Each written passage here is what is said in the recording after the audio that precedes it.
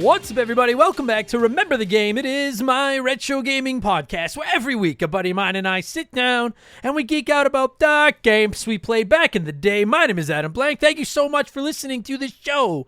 And this week it is episode 268, and the backlog from hell continues to shrink as we're talking Mega Man Legends for the PS1, one of our stupid, sexy sponsored episodes. And if by chance you don't know, maybe you're new to Remember the Game, I am a huge Mega Man fan, a mega fan, if you will. But I've only really played the core Mega Man series, Mega Man 1 through 11, and then I played the original Mega Man X trilogy. That's it, really. And I'd like to check out the rest of the X games, for better or worse, I know. I'd like to see what these ZX0, whatever the fuck they're called, games are all about. I really want to get around to Mega Man Battle Network at some point. I know a lot of you have been asking for them. Trust me, they're on my radar. It's a time thing, but I would like to get to them. I never really felt the urge to fire up Mega Man Legends, and I don't really know why. I think it's because it's 3D, and call me old-fashioned, but I always thought games were sexier when they stayed in 2D, right? Mario, Zelda, Donkey Kong, 3D Donkey Kong, ugh. I've always liked games better in 2 dimensions. Maybe it's because I can't wrap my brain around having the 3rd dimension. I don't know. But then Captain N sponsored this episode and said, quit being a bitch. You can't be afraid to try new things. So I did. I fired up Mega Man Legends. I played through the whole game. I beat it fair and square. And I'll say it's pretty good. It's pretty good. It's not what I expected at all. Like, I knew it wouldn't be traditional Mega Man because it was 3D instead of 2D, but I didn't expect there was no Robot Masters, no stealing their weapons, no weakness charts, no level select. This was funky as fuck.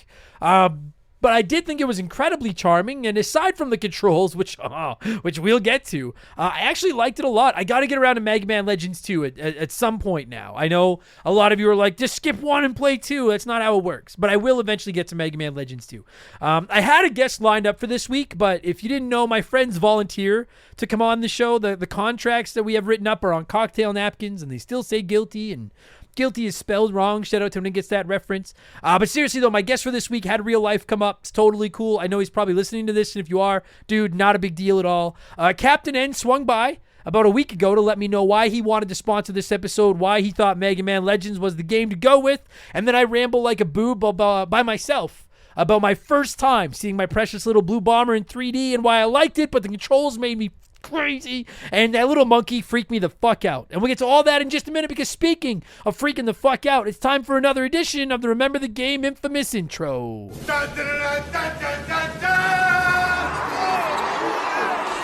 If you're new to the podcast, welcome aboard, and consider this your warning. Our intros are kind of long, but they're fun. We talk video games and stuff, and they are way easier to skip than Mega Man Legends is to control. Like, I wanted it to be like the podcast is much easier to control than Mega Man Legends, but I figured if I didn't say skip, people would be like, yeah, anyways. If you do want to skip it, if you're just here for Mega Man Legends talk, go to about the 30-minute mark. I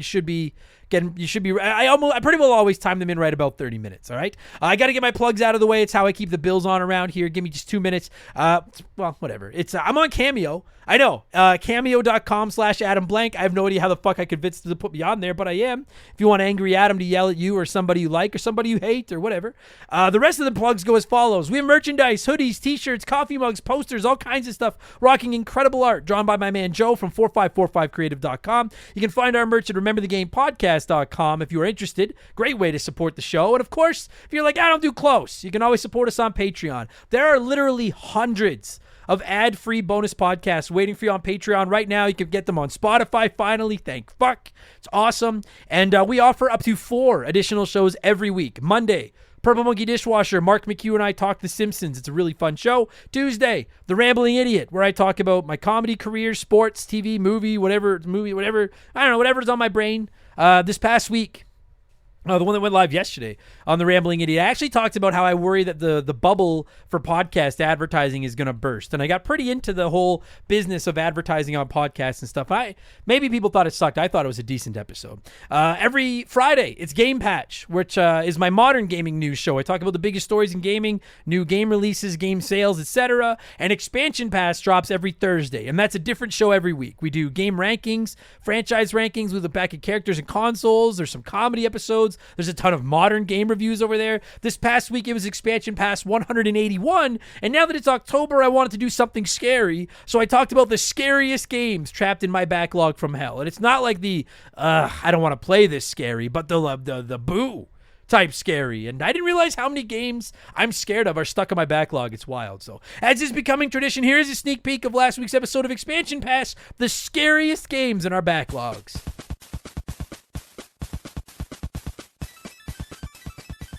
As a kid, I used to try to play it. I actually tried to play it on my PC, believe it or not, all the time. And it scared me so much that I couldn't finish it, and I never went back. And I've always wanted to, and I promise eventually it's going to get an episode of Remember the Game, and that is Maniac Mansion. And I know Maniac Mansion's probably not as scary as Evil Within or Outlast or Resident Evil or whatever, but as a kid, that game scared the bejesus out of me. That fucking weird nephew, cousin, whatever the fuck he is, the guy in the military garb with the bald head with the hamster, that guy scares the shit out of me.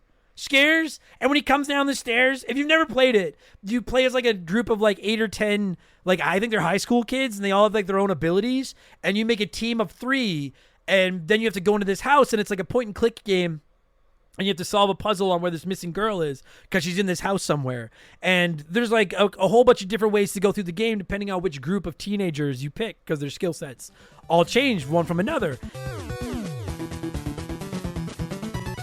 And that's now available in our archives. And this week, it's Expansion Pass 182. I love Blink 182. I want to get less scary. So we're going to talk about side characters, NPCs, etc. that deserve their own game. Because I think every gamer has at least one character or two that they're like, you deserve a little bit of time in the spotlight. You deserve your own game. That's what we're going to focus on. Should be a good time. So again, subscriptions start at $3 a month. You get new podcasts ad-free every week, instant access to hundreds of archive bonus podcasts. Plus, you can join our, I don't know how many are in there now. I think it's like 14 or 1,500 people. I don't know. There's lots. Our very big Discord, however many are in there. You get a chance to vote in our Patreon poll every month. You get the ability to submit comments to be read on our shows. You get DM with me, and you even get a shout out and get to hear me mispronounce your name like I'm about to do to most of these people. A huge thank you to our newest Patriots.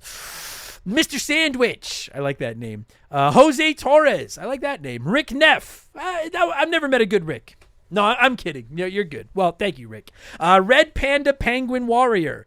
Gian, I don't know if it's Gian or Yan Tolentino. I'm sorry, I probably destroyed that name. Fly Your Own Ass to Heaven. Gray Struve. Hate to Fill. Stoned Old Gamer. Jack. Greg M. and Lauren Poganic. Hope I probably ruined that one too. Whatever. Thank you all so much for the support. And if I say your name wrong, wear it as a badge of honor. All right. I do it. Yes. Anyways, thank you for the support. Patreon.com/remember the game. If you are interested, do not forget 5% of our Patreon income gets donated to charity at our 24-hour stream, which will be this upcoming November. I guess this upcoming. It's going to be Friday, November 3rd and Saturday, November 4th. It's going to be a really good time. So I hope you can come by, say hi, donate some money. We have giveaways and stuff. We're going to try to raise some cash for the Stollery Children's Hospital. More details about that will be coming very soon. And you can find me on Twitch, which is where the 24-hour stream will be happening. Twitch.tv/remember the game. If you want to come by and say hi, I'd appreciate that. All right? That's enough blowing myself. Let's blow some of you by blowing in some cartridges. This is our opening segment here on the show. I read a few comments and questions from our Patreons, usually gaming related, but not always. And we call this segment Blowing in the Cartridge. He blows all right. He blows big time. That's it, honey. Get into the spirit. Let's blow. Our first blower this week is Lever Trehe. I love that name. I get that name. I understand that. Lever wrote in and said, Mr. Blank, do you think if I mention the Taylor Swift and Travis Kelce relationship, the algorithm will help boost this episode and get you more downloads? You're welcome. Maybe. I gotta say, listen, I am a big Taylor Swift, a Swiftie, as it were. I have never hidden that fact. I adore that woman. I'm also a big Travis Kelce fan. Not that I like the Chiefs. I'm a Broncos fan, but, you know, we understand our place in the hierarchy of things. We're the Chiefs bitch right now. I get that. But Travis Kelce was my number one pick on both my fantasy teams this year. I'm a fan of both. But I got to say, dude, I'm so sick and tired of trying to watch football and seeing, oh, hey, Travis just took a sip of the green Gatorade, and there's Taylor Swift celebrating it. Like, it was like, fuck. By the way, here's Taylor Swift eating a nacho, and the Chiefs just scored again. Like, fuck, God, fuck, ah. choking on my own rage here. But you're right. If mentioning their names on the show help us get picked up in the algorithm, that's probably well done, Lever Trehe, so thank you. Professor Monkey for a Head wrote in and said, as a PS5 and PS Plus owner, is buying an Xbox Series S or X worth it just for Starfield and anything Bethesda? That's tough. Okay, so listen, if money is no object, or if it's disposable income you can afford to throw around and you want to play Starfield, sure. But I'm going to be reviewing Starfield on Expansion Pass next week, because next weekend Mario Bros. Wonder and Spider-Man 2 drop, and I want to get into both. So I plan on wrapping Starfield up in the next 10 days or so. It's a very hard game to recommend, because I think I'm not trying to spoil my review, but I think some people, like, if you look at reviews online, it is all over the map. Some love everything about it, some hate everything about it, some like some about it, some hate some about it. I consider myself in the middle. Like, I'm in that I'm probably in the about 2/3 good, 1/3 not good. I definitely don't like it more than Fallout. I will say that right now, but I don't hate it. Is it worth buying one of those systems just for them and anything Bethesda? Bethesda's not going to be releasing anything else for a while. Elder Scrolls 6 is their next game, and that's probably not coming out till close to the end of this generation. But you are also getting, assuming you sign up for Game Pass, like, you are also getting all the Halos and the Gears of Wars and stuff. And I think if you've never played those are worth signing up. That said, if you're on the fence or you only really want it for one or two games, I personally would recommend going with a Series S. You can't buy physical for it, but Game Pass works on it. And if you're only going to download one or two games, there's enough space on it. It works just fine. I actually have both. And I have my Series X here in my office, and then I go downstairs to the living room and use my Series S, and my save goes between the two. I've had no issues with Starfield on my Series S whatsoever. So I would say if you're on the fence and you've got the extra cash, maybe gamble on a Series S, because you can try out a few different games and stuff. But do I think Starfield on its own is worth buying one of those systems for? No, I don't. I don't think it does anything revolutionary or anything. So I hope that helps, Professor Monkey for a Head. Let me know. Let me know what you're going to do. I'm interested. Arcade in Prime said, hey, Mr. B, as our country's universally elected representative of all things Canadian, and your fondness for Crave TV that you mentioned the other week, have you ever watched Letterkenny? And if so, how do you like it? The show is based in my hometown, so it feels very familiar to me, but I'm curious if it hits the same for a native Albertan. You know what? I know some of you are going to be like, what? I've never watched Letterkenny. Before you yell at me, I don't watch a lot of TV. I love Trailer Park Boys. I don't like Schitt's Creek. I've only watched a few episodes of Corner Gas, and I consider myself indifferent. So just because I'm trying to think of like big Canadian shows. Letterkenny looks cool, and I know Squirrely Dan not super well, but I have done comedy with Kate Trevor Wilson a couple times, and he's like the sweetest man in the world. So eventually I would like to check the show out, but I've never watched it. So yeah, I get asked about Letterkenny quite a bit. Sorry, everybody. I don't know Letterkenny. Phoenix Wrong said, Mr. Blank, I got a question. Has there ever been a game that has made you cry or tear up? Which game, if any, did it, and why? I'm not a big crier, but the ending of Mother 3 gets me every fucking time. Damn, that awesome game. Has a game ever made me cry? Mario's Missing made me cry when I was a kid because I got ripped off so bad. Big the Cat, no. Now I'm just gonna talk about shit I hate. Honestly, no. I'm not a big crier. So I've gotten choked up at a few things. I've never actually full blown cried at a game. I know some of you that write in and suggest the games that have made us cry for Expansion Pass. The reason that's probably never gonna get an episode is because I've never cried at a game. So I don't know like what I could do with that episode. But, and I'm trying to keep this as vague as humanly possible because I don't want to spoil anything for anybody. A game I played this year that I really liked got me as close as I've been in a long time playing a game. Like, I had that lump in my throat. And it was just like, oh God. And Shaylee came in and I was like, close the door. I can't say what it is because if I do, everybody will know what happened. But if you listen to my shows regularly, you might have a good idea. Feel free to okay, skip. I'm not going to say what about it made me cry. Skip 15 seconds if you don't want to know. It was a game I played this year. It came out this year, okay? Skip 15 seconds from right now. It was Sea of Stars. And I'm not going to say anything else. I'm not going to say anything about why. I'm just saying it was fucking sad. All right? But no, other than that, I don't think a game has ever made me cry.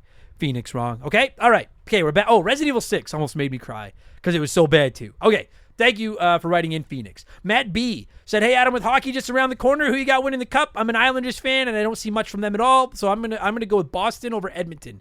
Keep up the great work, man. I love all the shows. Thank you, Matt B. Yeah, I've been asked this quite a bit. Who do you think is gonna win the cup this year? Hockey kicks off. I think puck drops. I don't know if it's tonight or tomorrow night, actually. I've honestly I have kind of lost track of hockey the last couple of years because I'm a Montreal fan and they're so bad that it's been, oh God. But who do I have winning the cup? Truth be told, it really legit scares me. Edmonton does scare me, and I don't like Edmonton. I'm from here, but before you call me a homer, I don't like the Oilers at all. But I think if they can figure out a way to keep the puck out of their net and McDavid and Draisaitl stay healthy, look the fuck out. If I had to put money on a team to win the cup right now, boy, it might be Edmonton because the odds would be good. I mean, I think Vegas has a shot at repeating. I think Carolina looks fucking great. The Leafs, I fucking hate the Leafs, but maybe. I don't want that. God, I don't want that to happen. Okay, just because I have to pick, I'm going to say, fuck, I don't want to pick Edmonton or Toronto. Fuck. All right, you know what? Just so everybody can call back to this in 6 months and be like, he said it, or 8 months or whatever. Oh, God. Pittsburgh. Just because it's not a safe pick. I know it's not a safe pick, but they got Carlson and Crosby and Malkin got to be getting ready for one last kick at the can. There's no reason they bring in Erik Karlsson at this point unless they think they have a shot at one more cup. So I'm gonna say Pittsburgh. But if I had to put money on a team, it'd probably be on Edmonton. I just don't want to will that into existence because I don't want that to happen. So there you go. Hero Jones wrote in and said, "Hey, Adam, with the new Netflix show coming next month, I wonder if you've ever read the Scott Pilgrim books or seen the movie. And if so, are you excited for the series?" I have not. The only thing I've ever done with Scott Pilgrim was play Scott Pilgrim versus the World. That was a gift from my friends at DNA Gaming, and it was awesome. It's a great fucking beat 'em up. But that is literally all I know of Scott Pilgrim versus the World. Or of Scott Pilgrim, is that one video game. Really good beat 'em up. That's all I know of it. So, no. I know nothing. Finally, before we move on, it's letter time. Johnny Baboon said, "Hey, boss. So I recently listened to your episode on Def Jam Fight for New York. I started hunting for a copy, found one without a case or a booklet for $125 just for the disc. Fuck me." Johnny says, "I tell you what, I fucking love it. It still holds up today. My question is, should I have just downloaded it from a hack? I didn't buy it from a big chain store, local business with some awesome guys, but am I part of the problem of why they will charge extremely high prices for older games?" No, you're good, Johnny. Listen, my stance on emulation, and I've said this a billion times, so if you've heard it, I'm sorry, has always been if the rights holder to the game isn't selling it, and my only choice is to go to a flea market or a used game store and pay a crazy price like that, or ROM it, or emulate it, I'm emulating the fuck out of it. I don't care. For the record, in case anyone's wondering, Mega Man Legends almost falls in that category because it's not very available, but it is still on the PSN on the PS3. That's where I bought it. I bought it for $5. And that's where I played it. I did not emulate it. I played it on my PS3. But I have no problem with that. Def Jam Fight for New York is the exact same. Because I think that's a great game. And I believe you when you say it held up because it had that No Mercy engine. No question. I'm sure it held up. $125 just for the disc. Fuck me. So I would have no problem with emulating that. That said yourself, you bought it from a local business from some awesome guys. I don't think you're part of the problem. I think they're charging what people will pay. And I really don't have a problem with that. I know we can all be upset that it costs $125 to get your hands on Def Jam Fight for New York. I don't disagree with that. But if that's the going rate and people are paying it and you like that small business, I'm always down with supporting small business. So I don't have a problem with that at all. But if you want to emulate stuff like that, that doesn't bother me either. In case anyone's wondering how I make my decisions, it really just comes down to how much do I think I want to own the game. If it's a game that I can't get my hands on anywhere else, but I genuinely would like to buy a copy of it and own it, I'll plunk down some money and I'll buy a copy from there's a used game store in Calgary I really like called Game Trader, I think is what it's called. And there's one here in Edmonton, Final Boss on 97th Street. And they're the ones I go to. They have a really great selection. Prices are hit and miss, but they have a great selection. Those are the little mom and pop, independently owned retro game stores that I go to and support. But yeah, if it's if it's $200-$300 and I'm not that interested in owning it, I'm fuck you, I'm emulating. No problem with that. Good for you, Johnny, for supporting local business. Plus, you could probably flip it for what you paid for it if you decide you don't want it anymore. So, and good for, fuck, I love Def Jam. Okay, we need more of those games. Okay, I got to move on. We got to get moving. Thank you, Johnny. Thanks, everybody that wrote in this week, as always. Let's switch things up and get into our Smash Hit segment, the official game show of Remember the Game Industries. It is Play One, Remake One, Erase One.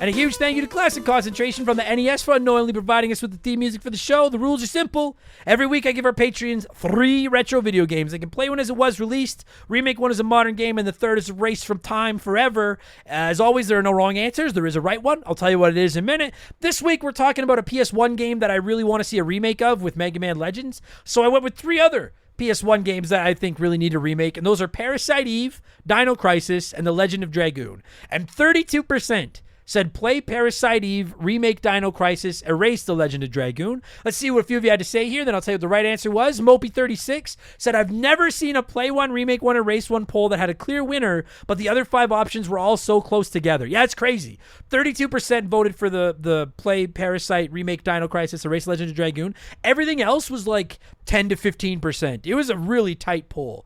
Mopey36 says, I will play Dino Crisis. It was one of the first games I played on the PlayStation, so nostalgia hits hard. I will remake Parasite Eve. I'd love to see some RPGs be set in more modern times, and erase The Legend of Dragoon because, flurry of sticks. Yeah, I've played all 3 of these for the first time for this podcast, and you can go back and listen. I think The Legend of Dragoon was a really cool concept, but my God, that game is a slog. Fuck me.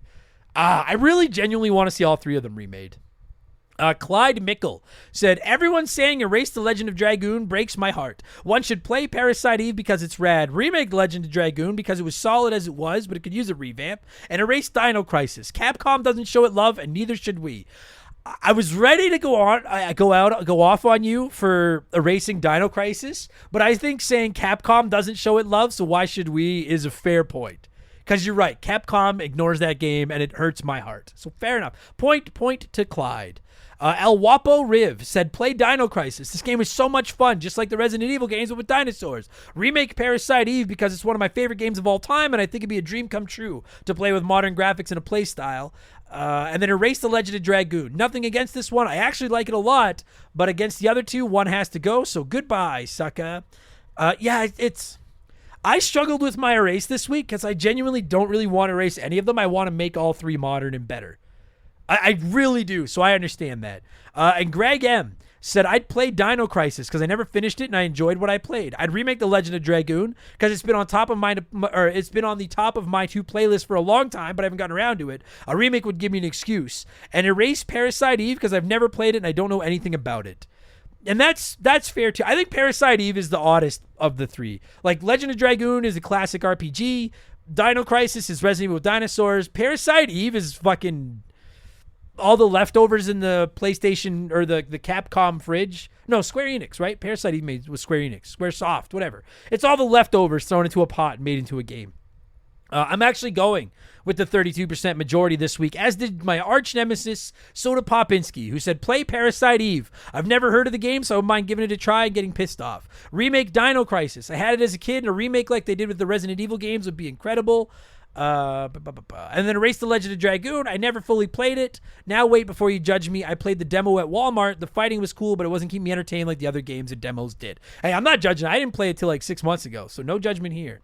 I'm going the same order. And this was tough. I'm going to play Parasite Eve because I do think it needs a remake, but I found it more fun to play today than I did The Legend of Dragoon. So I'm going to play Parasite Eve. I'm going to remake Dino Crisis because I think it's the most playable today of these 3, and I think it's the one that would make the best remake. So I'm going with the one that I think would make the best remake. Dude, Resident Evil 2 remake as Dino Crisis would be fucking sex. And I'm going to erase The Legend of Dragoon. I really would like to remake it, but there's too many RPGs already. I can live with one less gone. So good enough. Fuck you.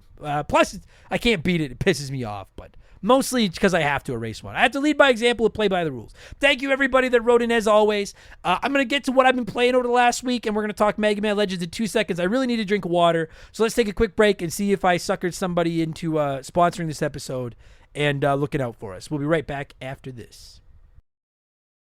We've had some great partners over the years here at Remember the Game, but I don't know if any of them have hit home for me quite like Hometown Hero does. No pun intended. Don't start. It's a transparent, honest cannabis company that helps people and gives back to those that have served their country at the same time. I mean, come on. As soon as I read about these guys, I knew I wanted to work with them. Hometown Hero is a cannabis company out of Austin, Texas, and they were founded back in 2015 by a U.S. veteran. They have two goals: create premium hemp products that can help everyone, and to support veterans by donating a portion of those profits to organizations set up to take care of those who have served.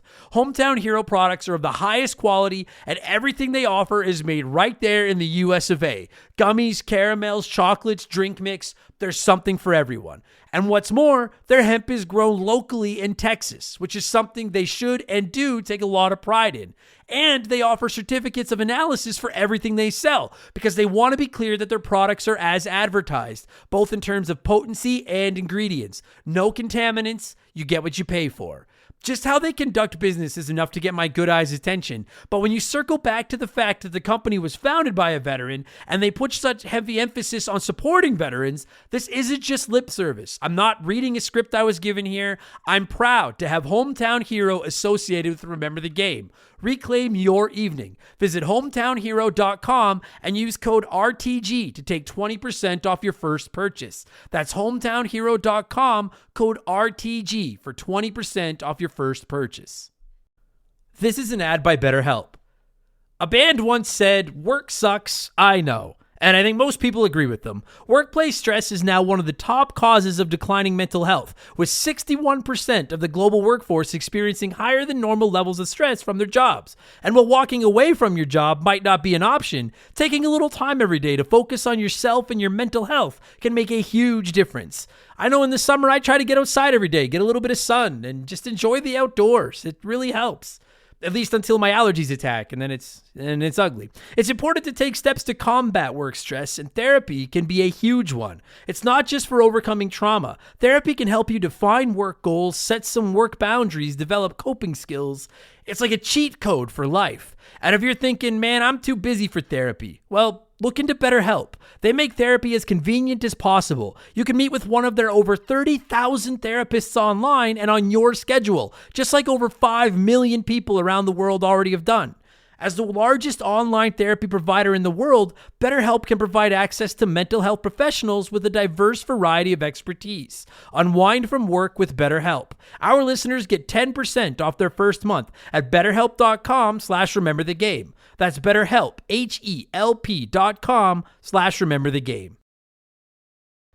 All right, what have I been playing over the last week? It was Thanksgiving weekend here in Canada land. So I actually didn't get to play too much over the last week, but I've been playing Devil May Cry quite a bit. That's hopefully going to be next week's episode if I can get it done in time, and we can get the episode recorded this weekend.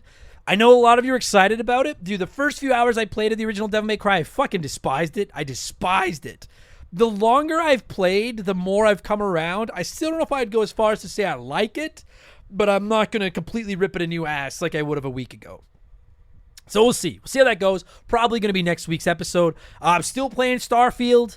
You just heard my thoughts on that. I'll have a lot more to say about it on next week's expansion pass when I'll review it. And F-Zero 99 when I have time to kill. But I haven't been playing as much of it lately. I just haven't had time. Let's talk Mega Man Legends. That's why you kids are here. As always, I like to let my listeners, my Patreons, sound off before my guests and I hog the microphone. So let's see what a few of you had to say. Rick Neff said, "I remember playing this game when I was a teenager. I thought it was pretty sick for its time. I haven't touched it since then. I never owned it, but I'd give it another go. I'm looking forward to the podcast." Thank you, Rick. One of the big problems with this game is that it's so hard to give another go because it's really only available on the PSN, on the PS3, or emulating. It's really frustrating it's not available anywhere. How they haven't re-released it with new controls, fucked if I know. Drives me crazy.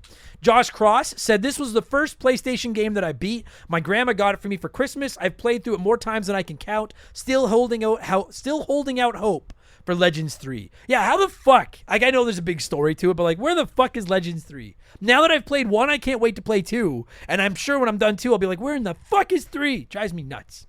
Sofrito Bandito said, I love this game, plain and simple. The controls aren't great now, but back in the day, I just adapted. Mega Man Voltnut is still my favorite Mega Man. The cast of characters are great. The town is fun, and I'm sad we never got a part 3 in this series. The controls are interesting, because I know people are going to write in and be like, that was just a product of the times, get used to it. I respectfully semi-disagree, because I get into this on the show in a couple minutes, but I grew up in this era too. I played games with these controls. I don't know if I've ever played a game with these controls that made me as irritated as this one did. And I liked everything, well, not everything, but I liked a lot of other things about it. But these controls are just, they're wonkier than my eye, man. E-Man Trucker said, the Bonds are so funny. I love Teasel's maniacal laugh. They tried their best, but that little blue boy, hippopotamus or whatever his name was, just kept getting in the way. Grinded for I don't know how many days after school, saving up 999,990 zenny to max out the shining laser just to get 10 minutes of use out of it. I discovered the Game Shark not too long after all that grinding. That makes me feel old, that you're like, oh, I was grinding every day after school. And I was like, I don't know, I guess I was still in school when this one came out. 1998, I would have been like 15, yeah, all right. I was still in school too. Fair enough. I mean, you still make me feel old, but fair enough. And Sean Holder said, this game was a huge part of my childhood. That makes me feel old. I've played and still own all 3 games in the series. With the impact this series had on Capcom for some time, the Servbots were glorified mascots for a while and made cameos in tons of Capcom properties. It's a shame they haven't done more with this IP. We need an HD remake. Oh my God, I agree. I don't even care if it's HD. I just want modern controls. And if you want to clean it up, that's great. For love of fuck, clean up these goddamn controls. Let's get into it. I'm ready to rant. You're ready to listen. I hope Captain N swings by to explain why he likes this game so much, and then I'm going to ramble. I'm going to cue up some music. And when it stops, we're talking Mega Man Legends, which originally released on the PS1 on September 10th, 1998. It's 25. Oh my God. Enjoy the podcast, everybody. Let's go.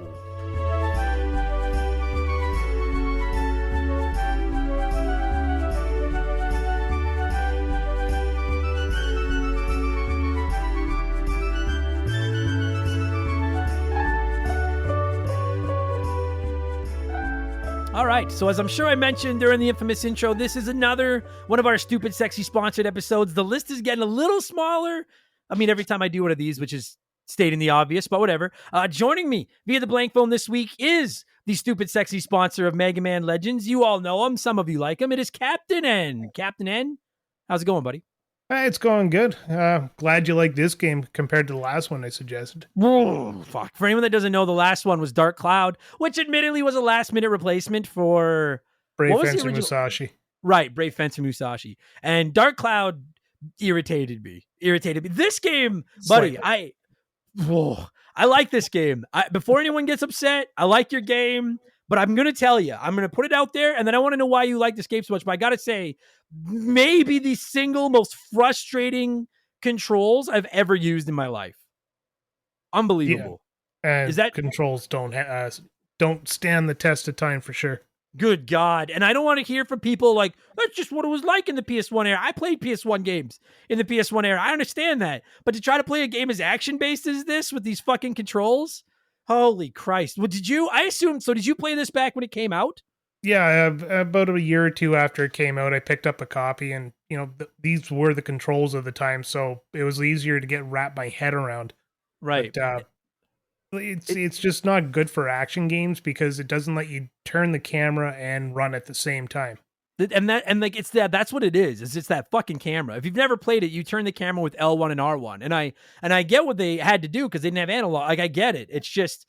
It's shit. Fuck me, man. And I know there's auto aim and I know that helps, but it's when you're either surrounded by enemies or you're fighting a quick moving boss or something, it can be so easy to lose track of them. And then you're holding L1 and R1 and that camera turns so fucking slow. And while it's spinning, you're just standing there with your mega pants down, like waiting to just get pounded. Fuck yeah, me. And you can switch the controls to use the digital pad to turn the camera, but then it's the same problem. You're running forward and all of a sudden you're turning on the spot and then you have to run forward again. And yeah, it's not good. Like they did the same type of controls in Siphon Filter, but that one was able to turn the camera and run at the same time. So I don't know why Mega Man couldn't do that. Well, and just it works better. Like you and I were talking about it off air that Resident Evil and stuff had the weird funky controls too, but like a slow paced game works so much better with this than something quick and energetic. Yeah. That said, like I don't know what the solution is. Like I didn't like the camera in Mario 64. I don't like the camera. Maybe I'm just anti early 3D cameras, period. That but could this be one's true. fucky. Yeah. So you said you had this roughly right after it came out. So let me start with like, because I want to know like why you picked it and if you like it. But let me ask you off the gate, off the top. Like I'm a Mega Man Ride or Die fan. I never even considered playing this because I wasn't interested in the way it looked and stuff. I was like, I like my 2D Mega Man better. Why'd you even pick this up? Just because I was a Mega Man fan and 3D seemed to be the way of the future. And like as much as I hate Mario 64, it was a fun game for what it was. Yeah, it So was. a 3D Mega Man just seemed like the next step in the Mega Man evolution, and I figured why the hell not? So I gave it a shot, and I loved it.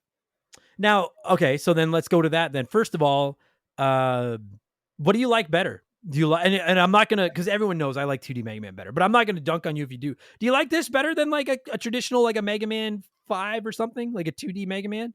Well, if you compare it to something like Mega Man X, I mean that's going to win 100% of the time. But Sure. I honestly wanted to see them take this and evolve it kind of in a different direction of Mega Man, because really it's using Mega Man in spirit. It's not the same Mega Man from the Mega Man or Mega Man X games. Yeah. And that was surprised. I didn't like, I knew it was 3D going in. Like I've seen the box art and I've seen the pictures of it and stuff, but I didn't expect it to. It was almost like playing like a Saturday morning cartoon in a way. It Like was, it's and very charming game. it's also a game that had really good voice acting, except for that one thing that we talked about from a mutual friend of ours, Yes. uh, which I'll let you get into. Um, Yeah.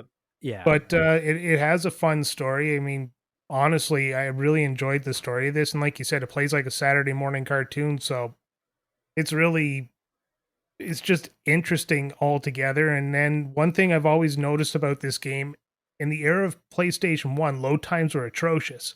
This game actually has really fast load times. Yeah, it does. It does. And you're also right that the voice acting, like the PS1 is notorious for just the worst voice acting, and I'm all about it. I love bad voice acting. But the voice acting in this is actually surprisingly good. And no load times. It's everything, dude, without the control fuckery, like this is a great game. It is Yeah, a if they great could game. update those controls, I mean, it'd be almost a perfect evolution into the 3D Mega Man. Totally. I was saying it to you off air. Like, I don't know if I've ever played a game that I want to see a remaster of more than this one. And I know some people are sick of remasters and stuff, but like, fuck me. If there's ever been a game that needs a remaster with like dual analog support and stuff, it is fucking Mega Man Legends. Oh My yeah, and God. if they remastered this, I'd just be throwing my wallet right at the PlayStation. Totally. Yeah. But we don't get what we want. We get, we know. Yeah, everybody knows. Yeah, if only we knew somebody with the power to will things into existence. My list is getting long. I'm focused on a new Wario game now after last week's Remember the Game. Then I'll Maybe that's focus where on the Mega Man Legends. sponsored episode should go, is Adam Will stuff into game for money. yeah, sponsored episode, and yeah, I don't even do anything. I'll just pretend we fucking gave it to existence. Okay, so like we said, you picked this one up back then just because you were a Mega Man fan, and you brought it up. It is a whole different. Like this game's got more of a story than practically any Mega Man game I've ever fucking played. Yeah, Like, and you know, let's call a spade a spade. I love 2D Mega Man, but the story's nothing to write home about. no, it's what's kind of nice about it is it's a role playing game, action role playing game, where Mega Mans are just platform games, and I can't really think of any platform game that does stories like, I'm not saying they do them bad, but they don't do them as well as RPGs, which are story centric. So Yeah. having this, you can really get into the lore of everything, and you can really engross yourself in the world instead of just, here's a little cutscene with the story, go kill boss. Here's a cutscene with the story, go kill boss. Like Mega Man 2D normally is. Yeah. And I'll ask you, okay, so I want to ask you this. When I started playing it, I still assumed there were robot masters. Like I knew nothing of it going. I went in totally blind, and I still figured I'd be going into different layers, fighting robot masters, and then taking their weapons. Mega Man 101, and that's not the case. You like find garbage and give it to, give it to roll, and she turns it into weapons for you. Did the lack of robot masters bother you at all? Being a big RPG fan, not really. I mean, I was the same way when I first played the game. I was looking for the robot masters, but the story holds up well enough on its own that you don't really miss them playing this game. Yeah, and it's weird because I don't know about you, but like for me in 2D Mega Man, the robot masters are my favorite part. Yeah, And and that's where the differentiation is between the games. Is like that 2D Mega Man is pretty much required for the robot masters. Yeah. So with a lack of story, whereas this game is a lot of story with a lack of robot masters, that's what differentiates them enough to me to make it like a good evolution of the series to go in a different direction, kind of like Mario 2D versus Mario 3D. Sure. But yeah, I mean, like, and that was initially what I thought too. But at the same time, it's not just the transition to 3D. They basically threw the book out. Like the only thing this thing has in common with classic Mega Man is the main character's name is Mega Man, and he's a blue robot, and he's got a sister who I don't even think is his sister in this one, named Roll. And then a certain Wily makes an appearance, which I'll get into. I thought that was awesome. I don't know if you caught that or not. I think I might have missed that one. He owns the boat shop. Ah, man, It's I like did miss Wily's boats, and it's clearly him, but he's not evil at all. And I was like, that's fucking. This whole game felt like a weird dream where I was like, this is Mega Man, but this isn't Mega Man. What the fuck? Well, when you get Uh, the secret ending, it's Mario waking up again, having another Super Mario Brothers 2 dream, only about yeah, Mega Man. yeah, exactly. Okay, so I want to know more about your experiences with this game. Did you beat it when you were a lad? Yeah, I beat it when I was a kid, and there's that ultimate weapon you can get, and can't remember what it is, but it takes a lot of effort to get that weapon. So I kind of became low key obsessed with this because I could only afford one game every 6 months.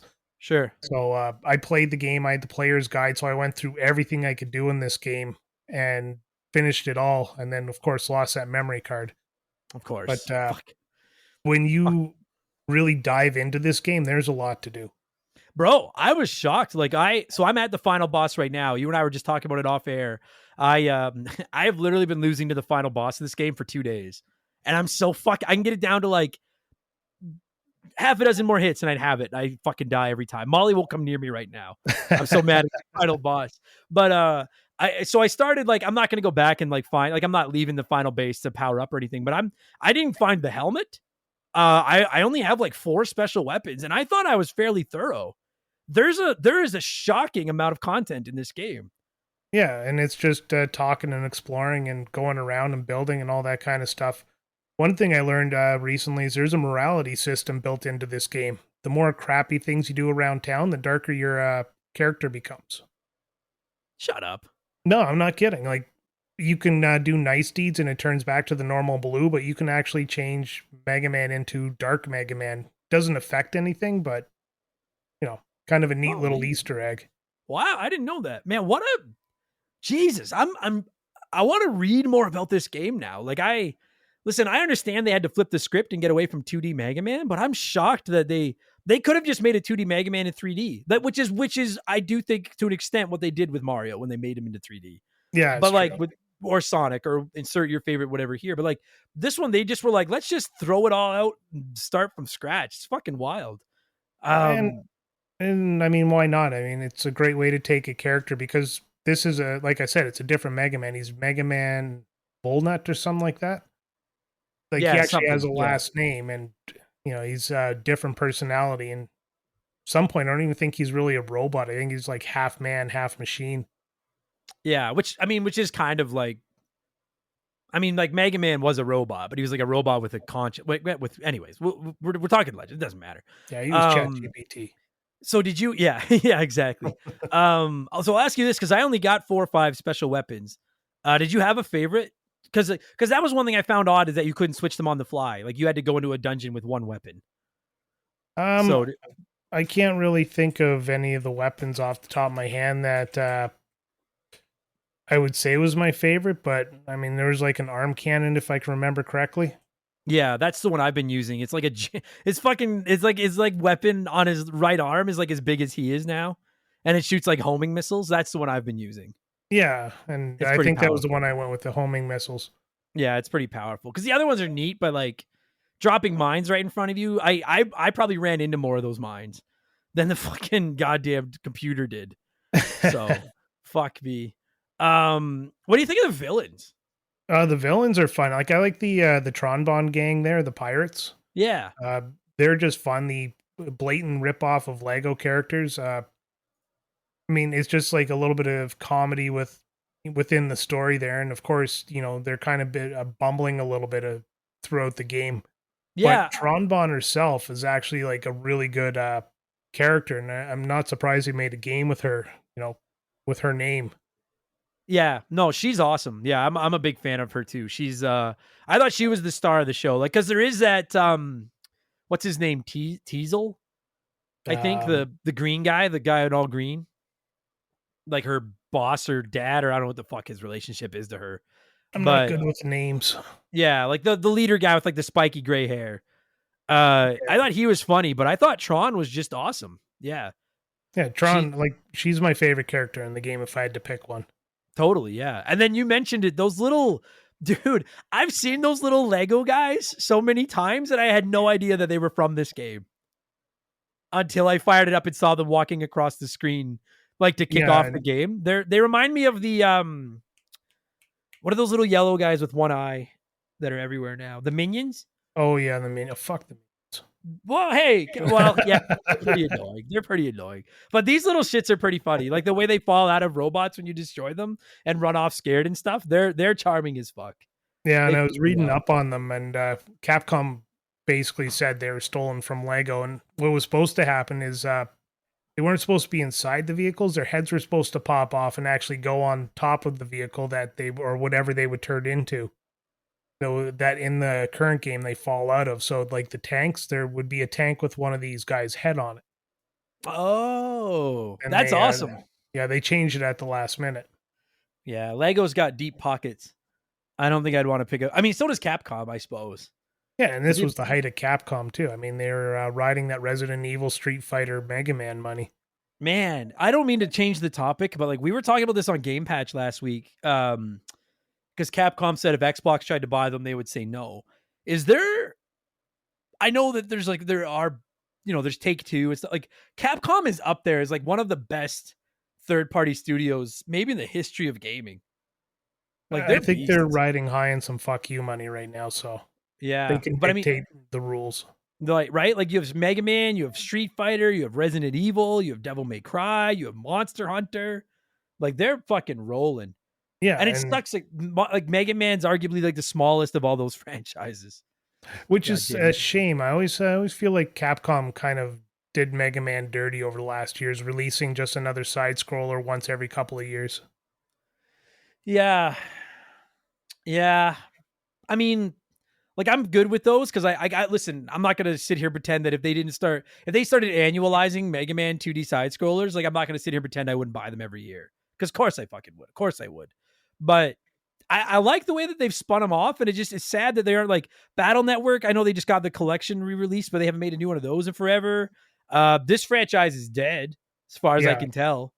Mega Man Legends 3 was completely killed, Yeah, which apparently I haven't played it, but apparently 2 sets up 3 really well, and then 3 never happened.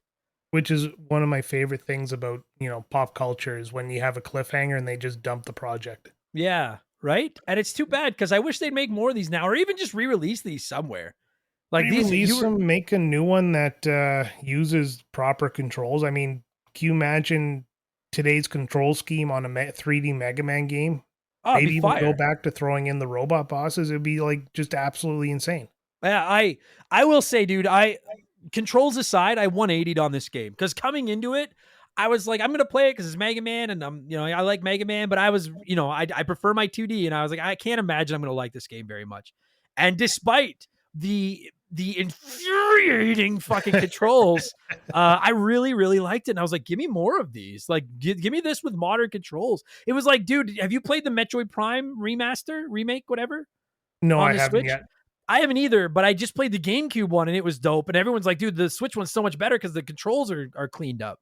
And I was like, I can't even fathom what this game will be like with just a camera on an analog is all I need.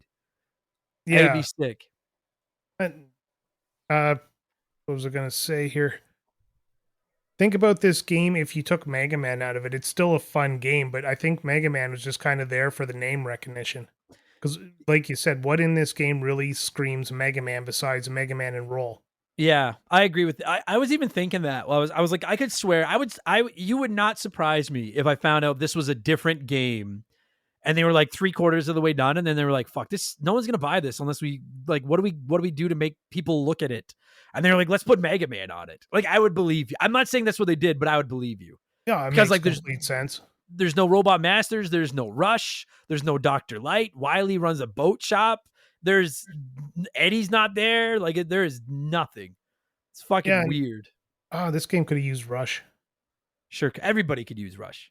That or a hook shot. Every game's better with a hook shot. God, it needs a hook shot. I will say though, dude, once you get your hands on the better jump, night and day. That jump is a godsend. Yeah, fucking huge game changer. And then I didn't realize I could buy stuff from the junk shop for a little while either. So then when I did, I was like, oh my God, and I stocked the fuck up. It took me over an hour to figure out how to save the game. Then we were talking about it, and I told you I didn't have a memory card set up on my PS3, so I just dumped the game and said, screw it.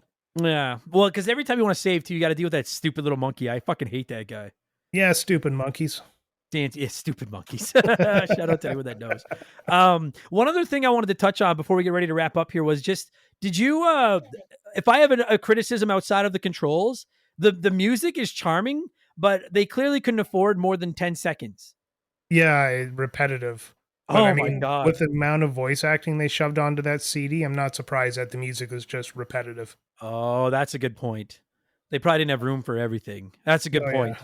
Yeah. And I did find too, like, as I was playing it, at one point I wanted to listen to music because I was like, I don't need to listen to this over and over again. But when you fight the bosses, being able to hear, like, they give you a lot of verbal cues on what they're going to do, which is great because you sure as fuck can't see them with that fucking camera. Yeah. So. Yeah. And it's, another thing about this game, it was one of the first games to use kind of voiceover to tell story. So when you're running around the dungeons and you get the call from Roll there and she just goes on and explains something to you that doesn't affect what you're doing, that it's one of the first games to ever do that. Yeah, you're right. I liked that too. Yeah, now it's used all the time. Yeah, and like you said it already, but the voice acting surprisingly adequate for a PS1 game.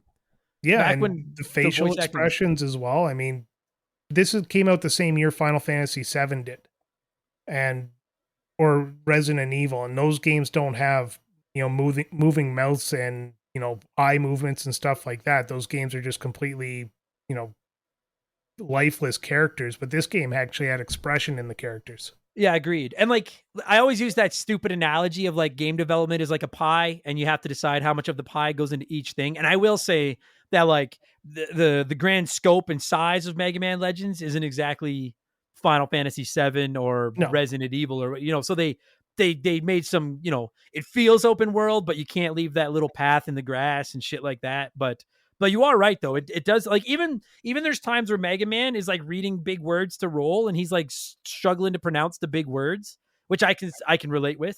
I thought that was very charming. Like, I don't know if that was on purpose or not, but I really charming is the word. Charming, but with bad controls is the best way to describe it. And that's where, they saved a lot of that pie is by 0.1% into the controls. Yeah, literally like a crumb of the crust was like, that's good enough. That'll work. Fuck me.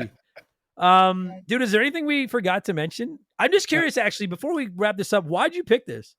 It's just a game that, like, I was going through a list of games there because when I went to sponsor something, I was just kind of wondering what would you probably like, and then I kind of rolled across this game, and I started having like that nostalgic memory of it, of liking and being happy with it. Yeah. So I figured, you like Mega Man as well, so I thought maybe you'd like 3D Mega Man. Well done. Because truth be told, I'm not gonna lie to you, bro. Like, I might have picked this up eventually without you kicking me in the butt, but I wouldn't have been in any hurry because I still haven't played like the Mega Man. I haven't played X past 3. And I know most of them suck, but whatever. I haven't played the ZX games. I haven't played Battle Networks. Like, there's a lot of Mega Man I haven't played, and none of them. It wasn't one I was less interested in than Legends, just because of the 3D thing. And I was like, 3D. But I'm shocked. I'm much better than I anticipated. Yeah, it's back when I feel like video games still had a little bit of heart and soul in them, not like these days where it feels almost like they're just trying to repump out everything again. And I will say, this game definitely has heart. I'll give it that. You may not be able to find the heart because the controls won't let you. Oh, but it's somewhere in the camera behind you. Yeah, or in a garbage can, and you have to go search through, and you got to search through the garbage cans while I'm trying to avoid getting run down by the cop cars. which the first time I got hit by a car in town, I was like, what the fuck that happened? What the fuck is this? But anyways, all right, buddy. Well, we got to score this thing. And so I couldn't come up with a funny scale for it, but I will say, quickly, sorry. I just wanted to ask you, did you ever play Mega Man 64? I believe that's just the 64 port of this. Yeah, it's a 64 version, and apparently the controls are worse. So Worse. from what I've heard. Well, I'd believe that with that fucking controller, but I was just curious. Yeah. So if you can't think of a funny way to rank it, then my plan was like I have probably died on this final boss 18 times right now. I'm not even kidding. I've been on this boss for 2 days. Yeah, 18 works for me.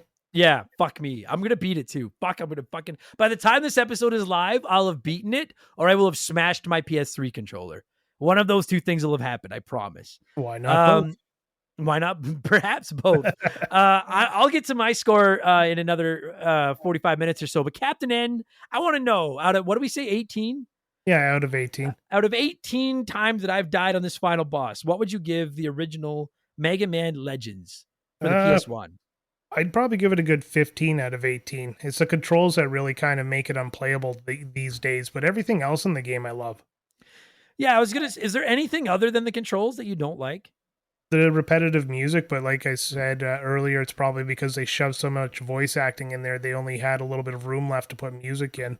Yeah. Yeah. I just find this game straight up fun. And like you said earlier, if they remap the controls to have dual analog and like control the camera with the right stick, this game would be pretty much an 18 out of 18 for me. Yeah, I'm not going to disagree with that. Like I genuinely feel like a remastered version of this would knock on the door of a perfect score for me. Yeah. If they cleaned it up properly. But anyway, well, good shit, man. Listen, thank you so much for your support. Thank you for your patience, because I know this took me a long fucking time. Yeah, no problem. Thank you for your help around the community and policing the Discord and power tripping in there. And most my power trips.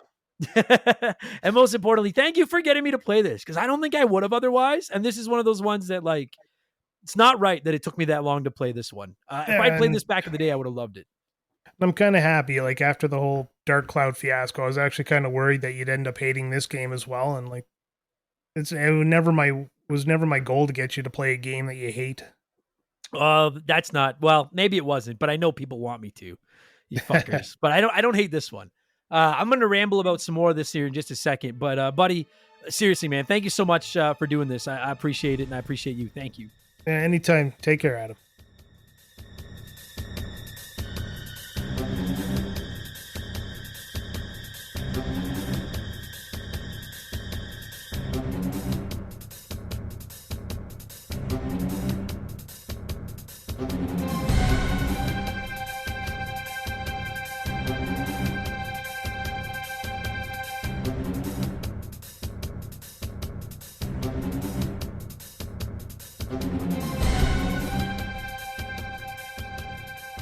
Okay, so as I'm sure I explained during the infamous intro and everything, I did have a guest set up to do this episode. And guest, if you are listening to this, please understand I'm not throwing you under the bus or throwing shade at you or anything in any way. A little inside baseball for all of you here. My friends that come on this show kind of just do it because I don't know if they like me, but I assume they like doing the show. It's kind of a just hobby, fun thing. And so I always tell them, if life gets in the way, if you're busy, take care of life. Take care of X, Y, and Z. Before this show on your list of priorities should be double minus FQ.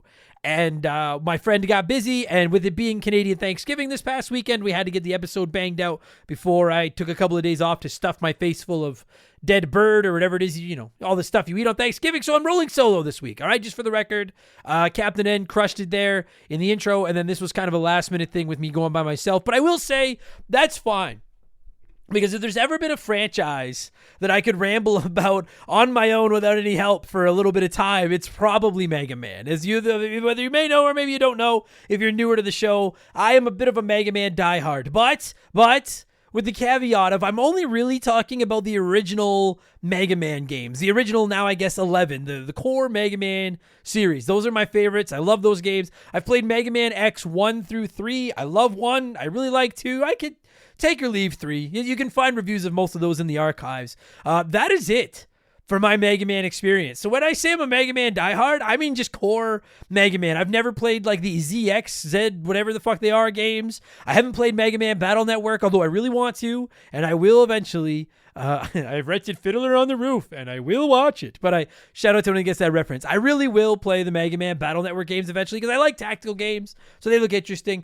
The Mega Man Legends is fascinating because I've known of it for quite some time. I've seen like the case art. I probably saw it at the video store stuff back in the day.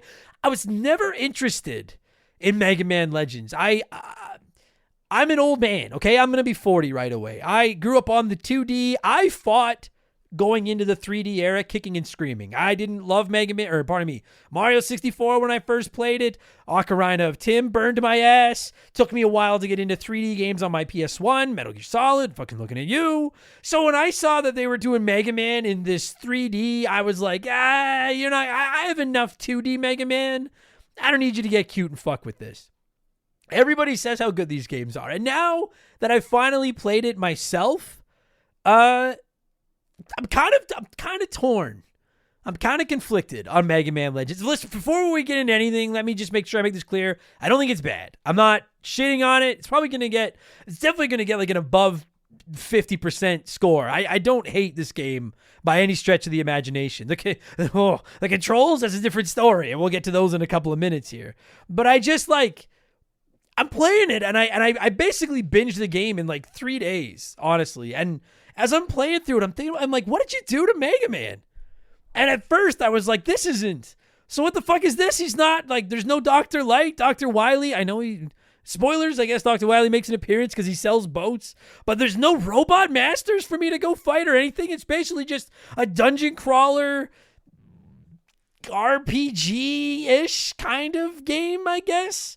Like you're basically just going around looking for supplies that you can turn into better weapons, and you're farming for money or Zera or whatever the fuck it's called in this game, the diamonds that you can trade in for better equipment. And I found it odd. Like they're all talking, and I will say the voice acting wasn't terrible, but I was like, this is not the Mega Man that I grew up with by any stretch. And I'll be honest, the first hour or two that I played it, sure, the controls turned me off, but it wasn't just the controls. It was just the whole game. I was like, this is too cutesy to be my beloved Mega Man. This is like Mega Man 8 is my least favorite Mega Man game. And at first I was like, is that all they did? Did they just take Mega Man 8 with up, down, down, and fucking turn it into a 3D game? If you've played Mega Man 8, you know. But with worse controls, I was really unimpressed. But then all of a sudden it just started to click. And then before I knew it, I played about 5 hours of this on Sunday watching football, having never played it before. And I did die a few times, mostly on boss fights. My God, I'll get into a couple of those that fucked me up. But what a charming fucking game. It's not perfect. I will say it might now be at the top of my list of games that I want to see get a remaster. My God, just give me dual analog controls and I'll be fine.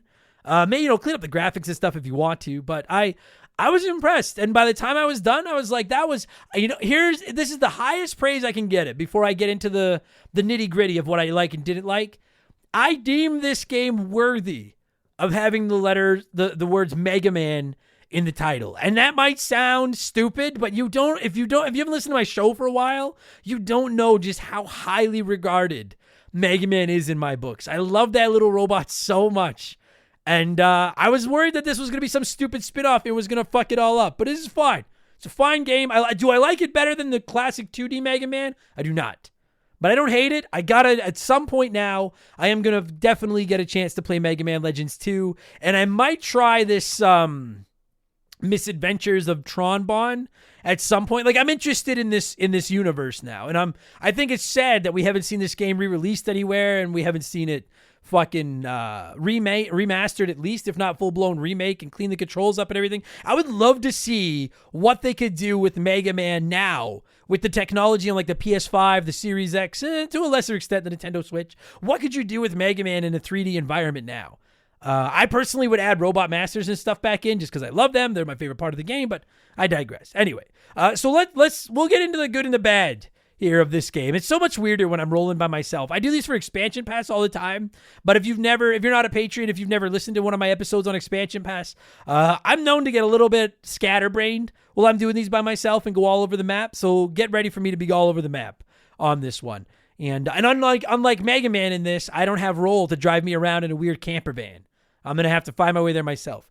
We need to start with these fucking controls. My God, and I'm going to get some shit off my chest here because, my God, these might be the worst controls I've ever used in a video game in my life. And I don't want to hear that this is a product of the times. This is what games were like back in the 90s with the original PS1, before the dual analog and everything. All right, like I said, I'm almost 40 years old.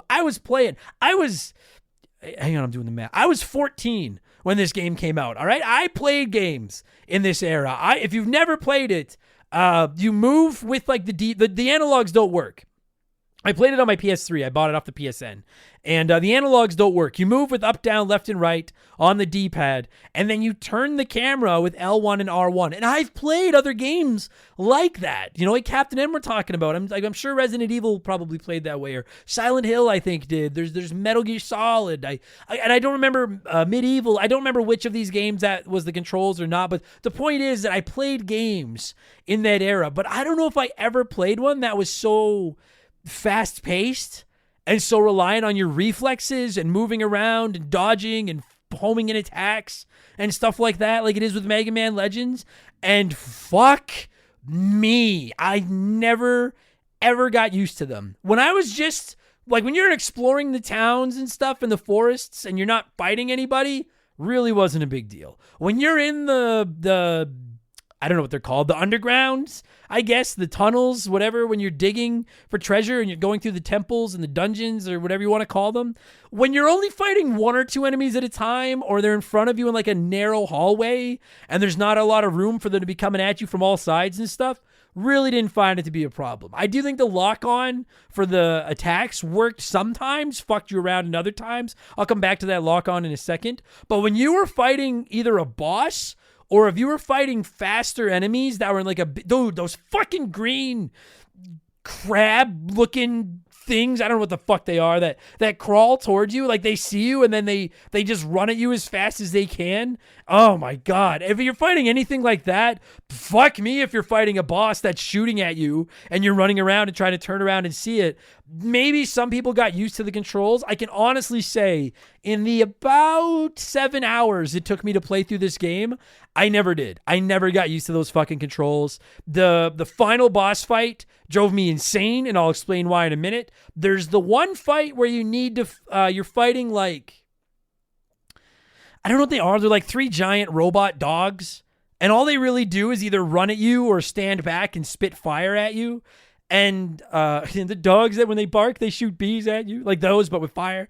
And then the very, not the very first fight where you fight those 3 little Lego men guys in the ships, but when you first fight Teasel, and he's in like that giant tank, and you need to take out his like the tank wheels. I can't remember what those are called now. But you know, like the big threads that like turn. And anyways, right? You take out his wheels, and then he moves slower, and then you need to climb up on a cliff and jump onto the top of his ship, and you can shoot the door whenever it opens. Whenever I was fighting something like that, where there were shots coming at me from other sides, and I needed to get the camera spinning around to see where they were and stuff, my God, I got fucked. I died so many times.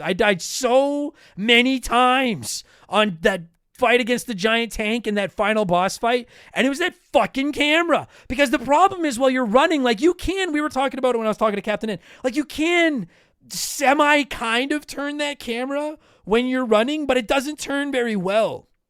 And you're running one way, holding the other way's shoulder button, the L1 or R1, trying to get it to turn around to look back at the enemy that you're facing. And by the time the camera gets back to face the boss fight that you're fighting, it's either shooting at you, jumping or charging at you, or moving away to where you need to spin the fucking camera again. And I just thought it was the most horribly, I don't know what the solution is.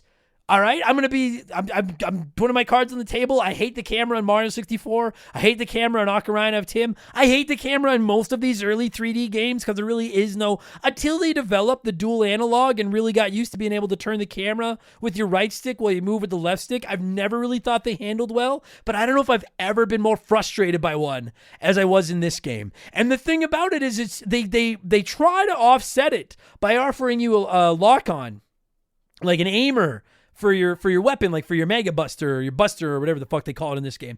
And I think it's R2 if I'm trying to pretend I'm holding the controller and like playing it here. And so if you push R2, then if there's an enemy in front of you, then the camera will like, you'll lock on that enemy and then you just hit shoot and you're shooting up or down or forward or left or right or whatever toward that enemy. But another issue I found was that if there were multiple enemies on the screen at once, the auto aim was constantly swapping targets, constantly. And it was so fucking infuriating when I'm fighting like 4 enemies that are all the same and they're all coming at me and I'm locked onto enemy A. And so I'm like, all right, let's unload a fucking basket of these little yellow lemon power pellet things into enemy A's ass. And as I start shooting, all of a sudden the camera's like, hey, don't forget enemy C over here that's not attacking you. And I'm like, yeah, enemy C is great, but I'd really like to just kill off enemy A first. And the camera's like, no, we're going to take you, we're going to lock you onto enemy C. And then before I've even launched a shot at enemy C, here comes enemy B charging right at me. So I hit the button again to try to lock back on enemy B because he's coming right at me. And then the game's like, oh, remember enemy A you were shooting at? Let's shoot at him again. Fuck. And when you're fighting the bosses, it gets even more infuriating sometimes. It just, that auto lock thing, I understand that maybe that was their best. Listen, I promise for anyone that's like, I love Mega Man Legends and you're breaking my heart, we're going to get to all the good in about, I don't know, whenever I'm done. But I got to get the bad out of the way first. And I don't give a shit how loyal you are to this game, how much you love this game. I don't believe you if you try to convince me the control scheme is good. You can convince me that you get used to it and you adjust, I'll hear you. But if you're going to be here like, the controls in this game are great, you are a liar. You're a liar, Earl. Shout out to when he gets that baseball reference. That's good shit. It fucking made me crazy. And I don't know what the better solution is, but the controls drove me up the goddamn wall. And quite frankly, probably cost this game like an A rating in my book. I don't know what score I'm going to give it yet. There's a lot of good and we're going to get to all that, but like, we're scoring this on a scale of 18, and I can't get up into that 16, 17 range with these fucking controls. I can't do it. I can't. That early boss fight where you fight the Teasel, and he's in that giant tank, and you have to take out the treads. Is that the word I'm looking for? The tank treads? That sounds right. Like the rotating wheels. Basically, you have to take those out. And then you have to climb up onto these cliffs and then let it come close to you, his tank, because there's my voice crack, because it's moving slower. Let the tank come closer to you, and then you can jump onto a platform that's on the top of the tank. And then every time they open the door to go into the cockpit of the tank, you can shoot the door, and that's how you heard it.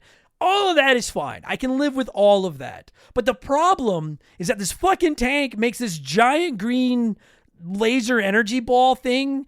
And you basically have 2 options when you're in this boss fight. You can either climb up the cliff to get to where you have to be to damage it by shooting this cockpit door, or you can be watching where it's shooting those fucking energy balls and dodging them. To try to do both at the same time, in my opinion, is borderline impossible. And I died on that fight so many fucking times.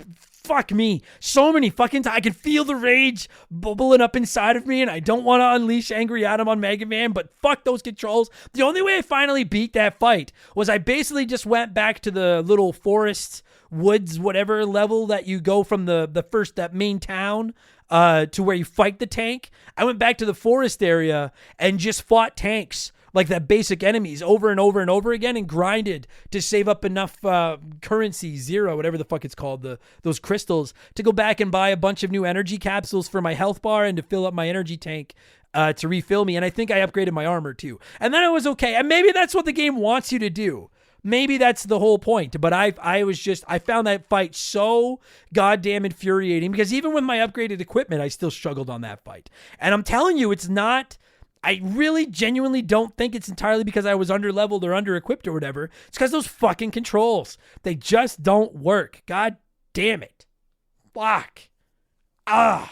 And then, like I said, the other time I really, really found the controls, because I will say I did semi get used to them.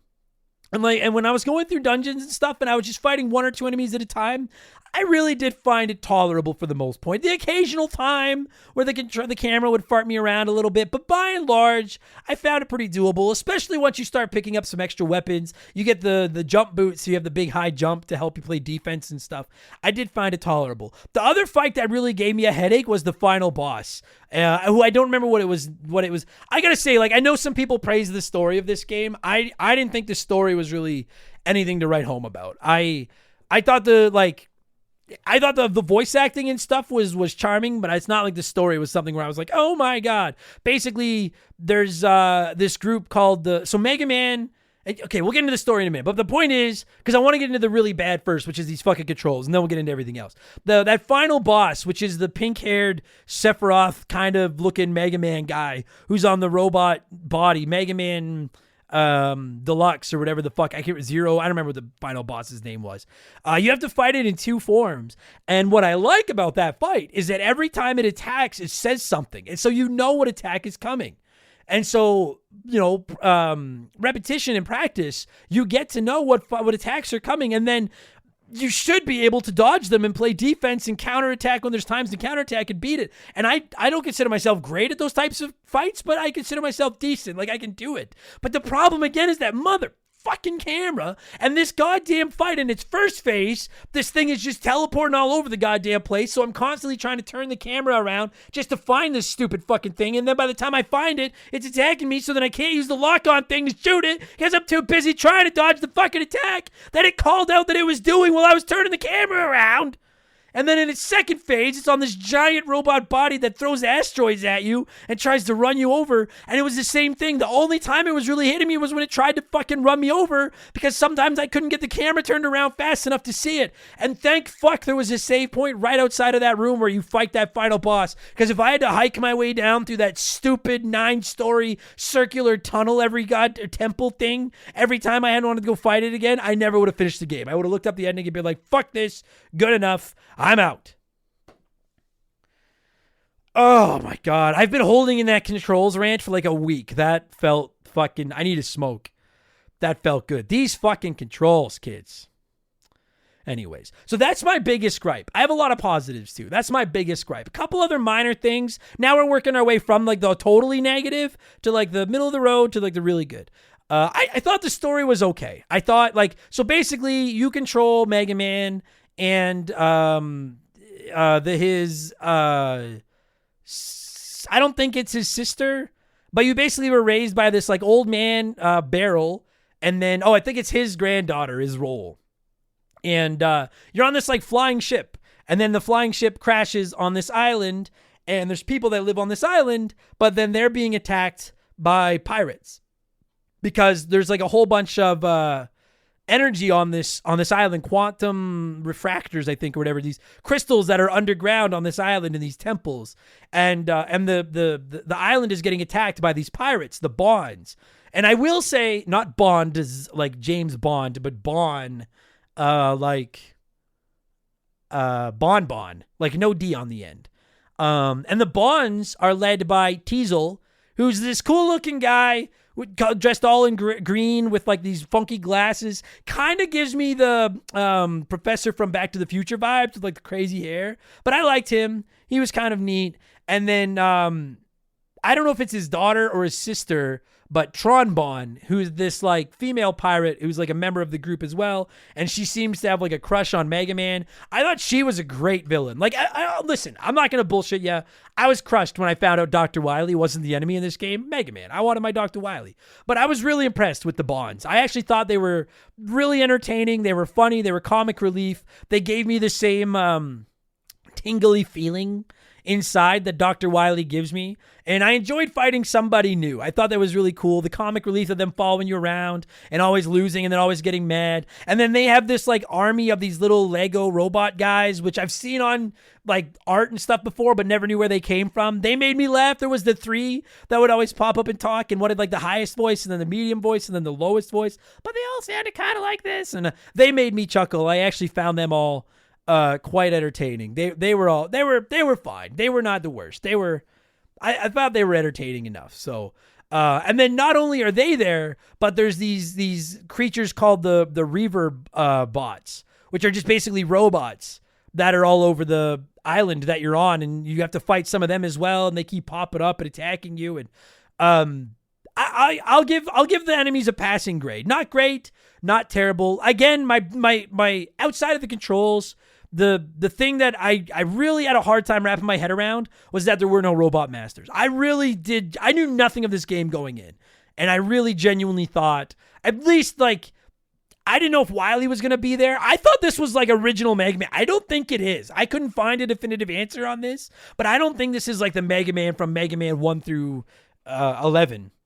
I think this is like a whole different Mega Man altogether. I really thought that this was the original Mega Man. It was just like a new 3D game, and Dr. Wily and Dr. Light would still be there. Dr. Wily be sending out a bunch of robot masters that you'd have to fight. And if we're putting the controls aside, if I'm just throwing out like artistic direction, creative criticisms that I have for this game, I was a little disappointed that I didn't get to fight any robot masters. I like that you still get your robot weapons, your additional weapons, but unlike in the other Mega Man games where you beat these robot masters, get their weapon, and they can go out and use their weapon on other robots, in this one, you kind of like find equipment laying around. It could be trash, it could be stuff in caves, it could be whatever, and then you bring it back to Roll, and then Roll can use it to make a new weapon for Mega Man.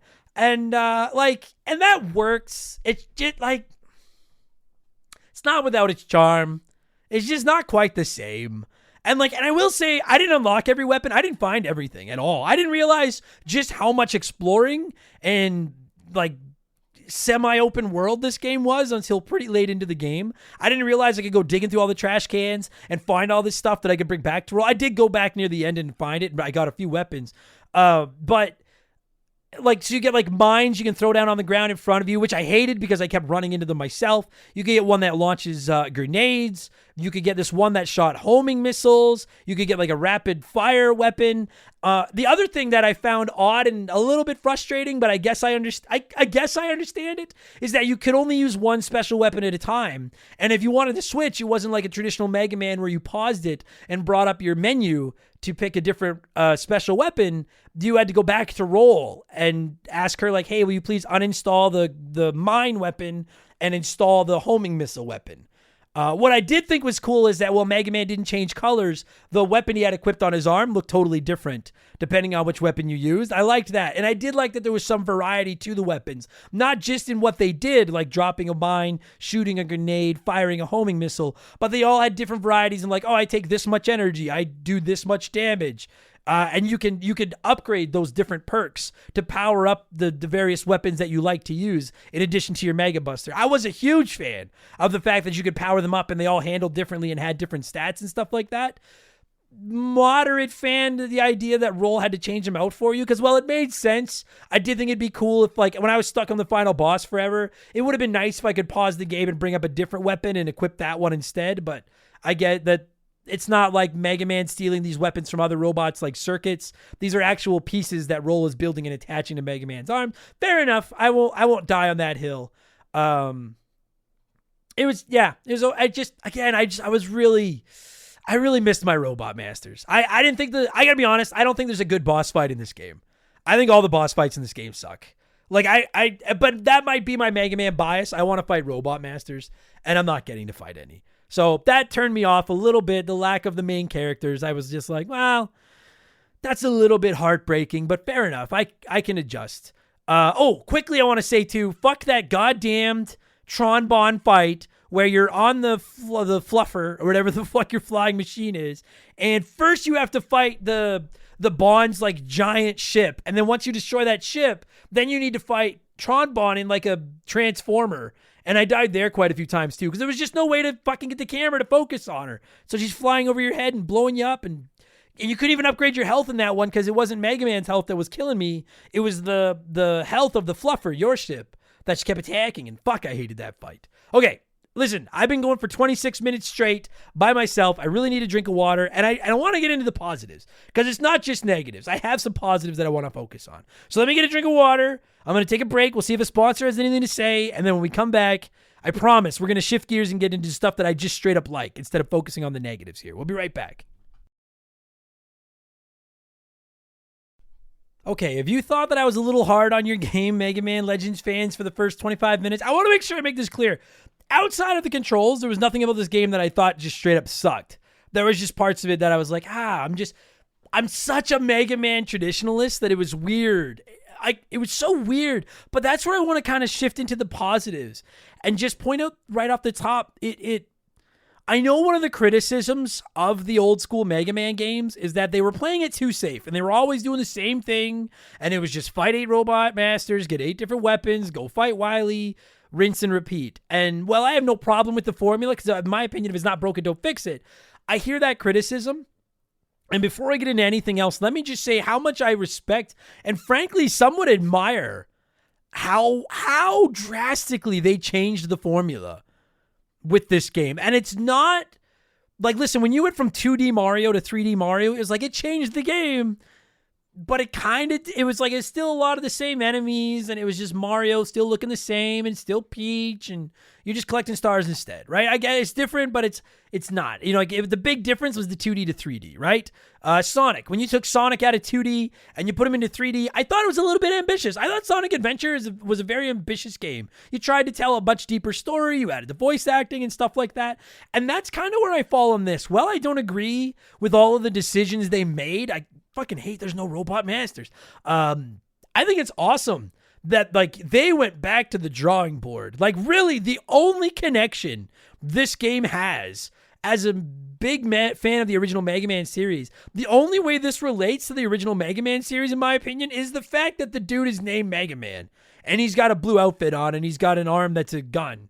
Like it's really, there's no Dr. Light, there's no Dr. Wily. You're telling this story about how Mega Man, you're on this island or this world where like the world is mostly water and you're just going like around to islands as like a digger, I guess is what Mega Man is. He just likes to like archaeologist. That's the word. He likes to just dig and look for treasure and stuff like that.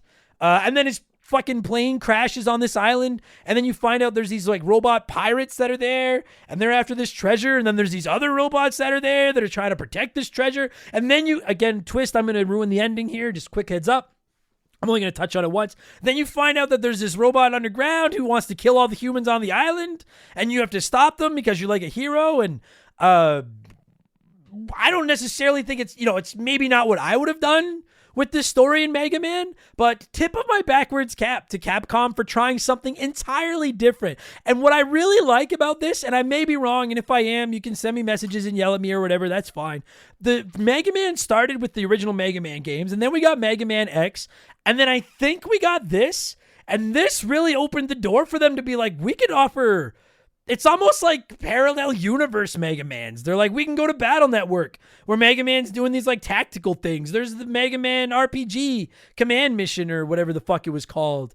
There's the ZX game. Like you can do all kinds of different things with this character, and you can just say they're different iterations of the same robot. And this is the first time I've really ventured out of that lane, and I didn't hate it. I'm excited to try more versions of Mega Man now. I want more versions of Mega Man. I'm shocked they're not supporting this more. I wish we were getting more Legends games. So before I get into anything else, let me just say, you literally changed practically everything about Mega Man here. And while I should hate that because I love the original Mega Man, I didn't hate it.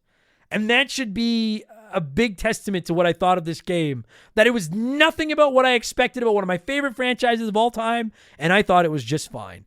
The music, because like I said, this game is charming as shit. Like just the art style. I would say I think the graphics are surprisingly decent. For a PS1 game, everything looks like it's made out of blocks and bricks and shit like that. But I thought it was really bright and really colorful. I never really ran into issues where I couldn't tell what was an enemy, what was it, what could I jump on, what can't I jump on. There is the one single part where you're in like a dungeon and you need to blow up the ceiling above you, and you have to basically like go in, get equipment, leave, go out, C-roll, have her build you a power up to go back in and blow up the ceiling. I did get stuck there where I had to look up what the fuck to do. I could tell I had to do something with that ceiling, but I couldn't figure out what. That was minor.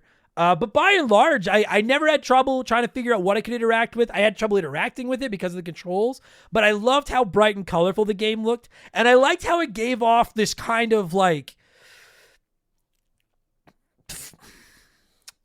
almost like I don't want to say it's like a false sense of open world, because it kind of is, but like, you've all played PS1 games, right? A whole bunch of you. You know, you're playing like Final Fantasy VII and you go into an area and it seems like this big open expanse of an area, but then it's like, oh, you really have to kind of stay on the rails or on the path. You can't just go anywhere you want. That's kind of what this was. Like, when you leave that first town through the one door and you get into like the forest world where you have to go up and fight Teasel, I was like, oh my God, so can I go around and like explore this whole giant forest and everything like that? That's crazy. And then it turned out like, no, you can't really explore the whole giant forest. You can only stay on the short grass. You can't. Mega Man's allergic. He can't walk into the tall grass. But it gives you that feeling that you're exploring this big open world. And that's the type of shit that I want to see more of in Mega Man. I thought that was really, really cool. And I thought the graphics really played to it. Really, really colorful, kind of cute. It almost had a Saturday morning cartoon, which I was going to say it's like Mega Man in a Saturday morning cartoon, but there literally was a Mega Man Saturday morning cartoon. But it was, I liked the way it looked. I thought the music was really charming. I guess this is one other minor criticism I have. I thought the music was really charming and it played to the game and it fit the tone. But like, I think I mentioned this to Captain N. I don't think they recorded more than 10 seconds. You've already heard it. You've heard some music on this episode. I think they only got us to record about 10 seconds of a clip per song. And then they just put it on loop over and over again. And it did get to the point where at times I was kind of turning the volume down and listening to my phone like a YouTube video or something, because the fucking music just loops and loops and loops. Fuck me. But when it's new to you, it's great. And some of the music's really, really good.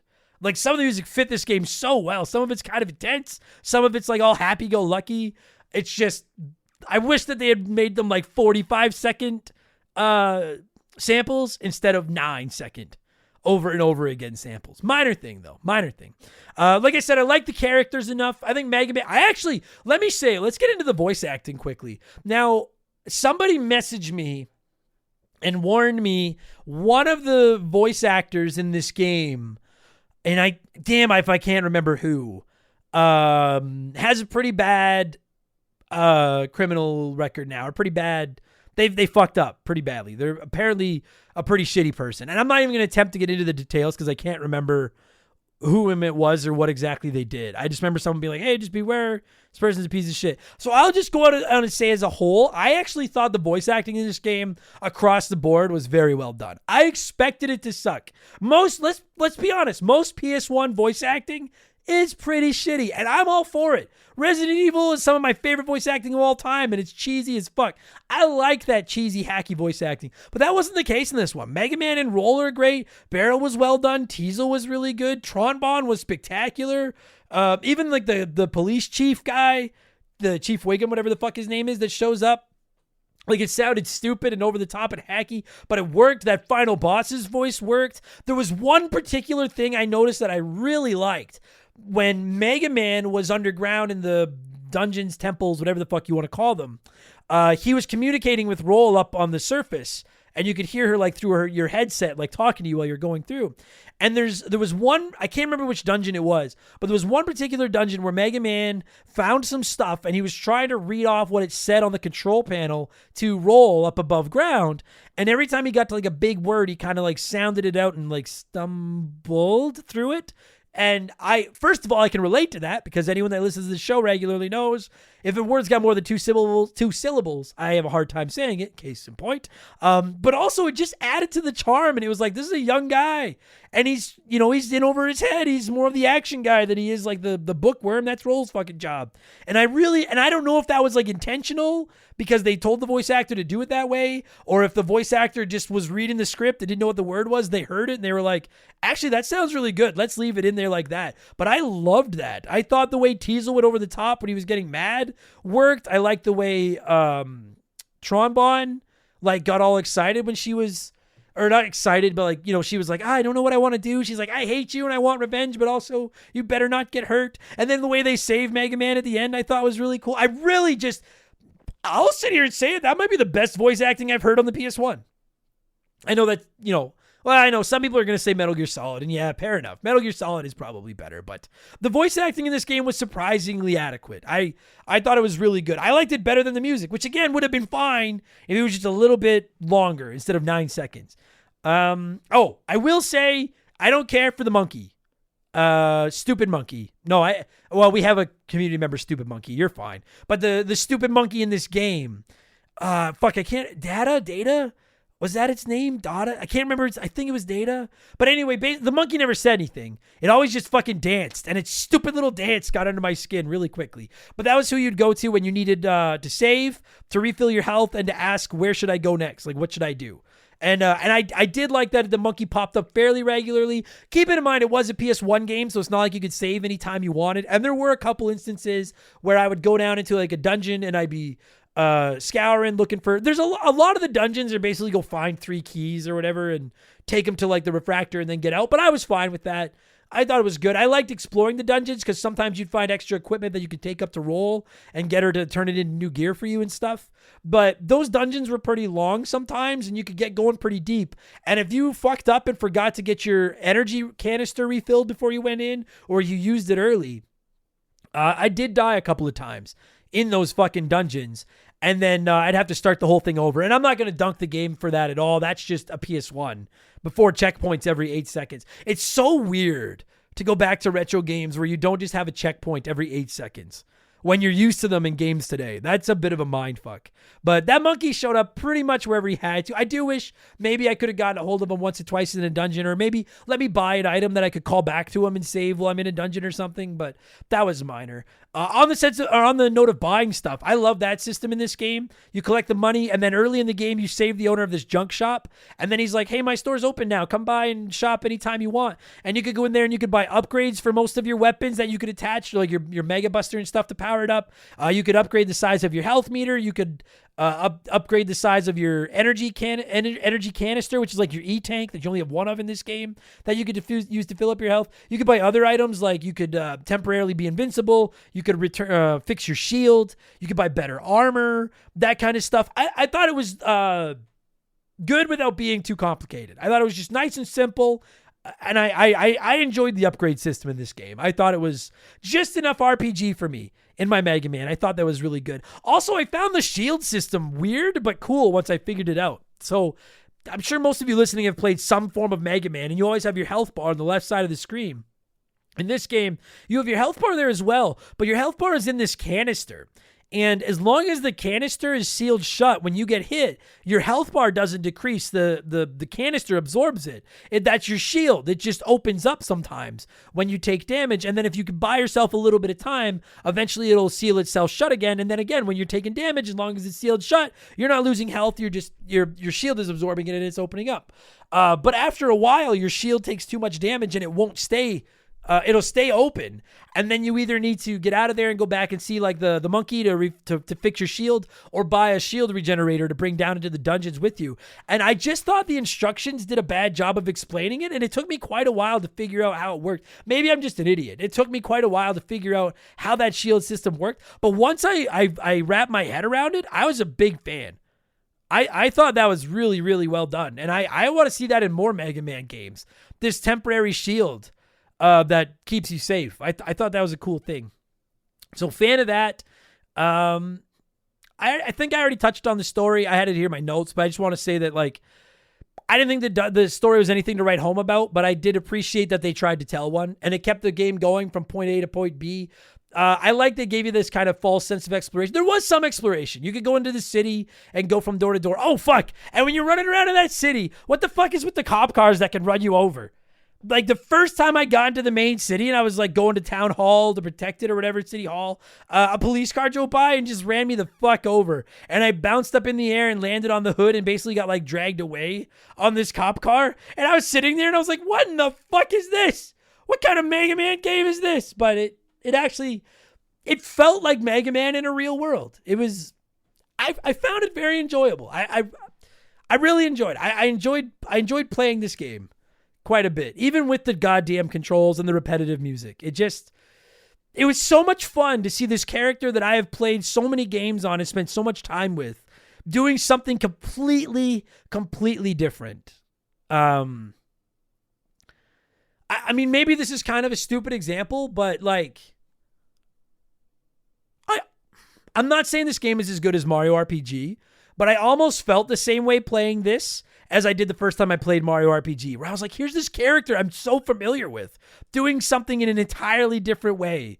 And I'm here for it. I thought it was really neat. I think it's got some replay value to it for sure. Not just because you could adjust the difficulty, but you could. I did not find every weapon, so I'm sure I could go back and play it again and find more of the weapons that I missed the first time through. You could try doing different loadouts with the power-ups and the money you spend upgrading different weapons and stuff like that. I think there's some replay here. If I'd owned this as a kid, I probably would have played it over and over again, or I would have rage quit on the controls. But I think I would have played it over and over again, just to look around and try to find all the different weapons and stuff like that. I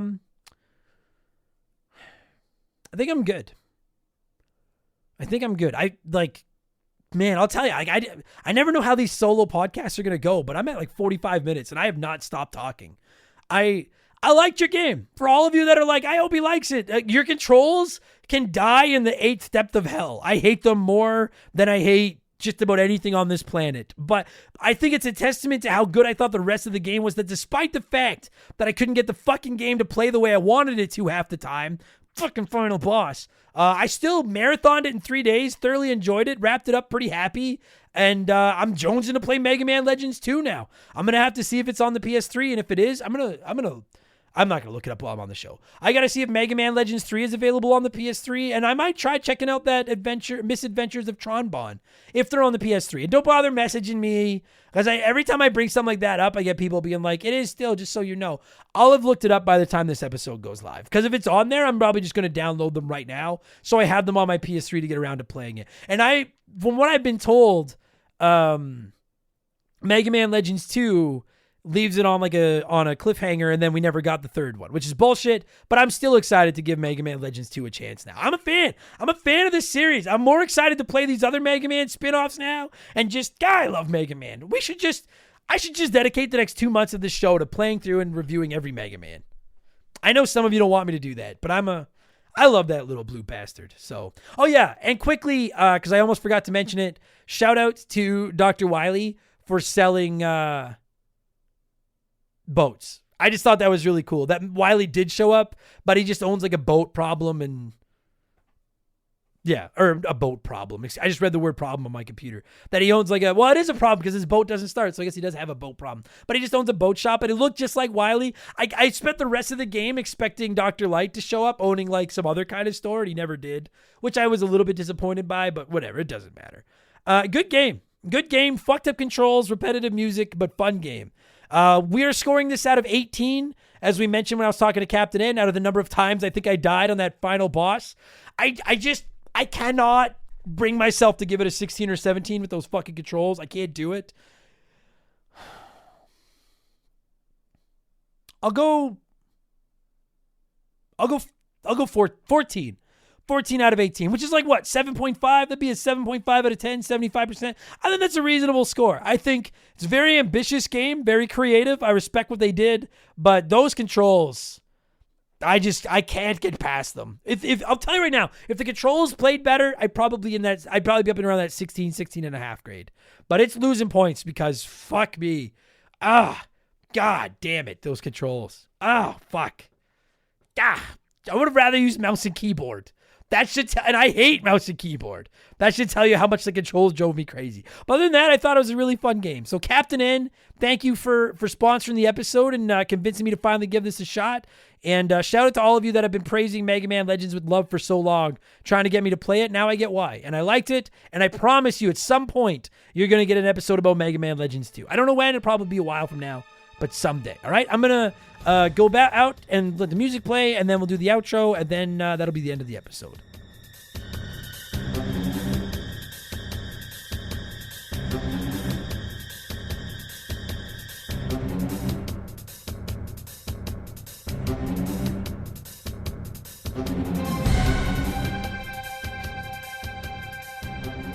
And that is going to do it for this week's episode. Captain, thank you so much for the old sponsorship there, and for finally making me play Mega Man Legends, because I don't know if I would have.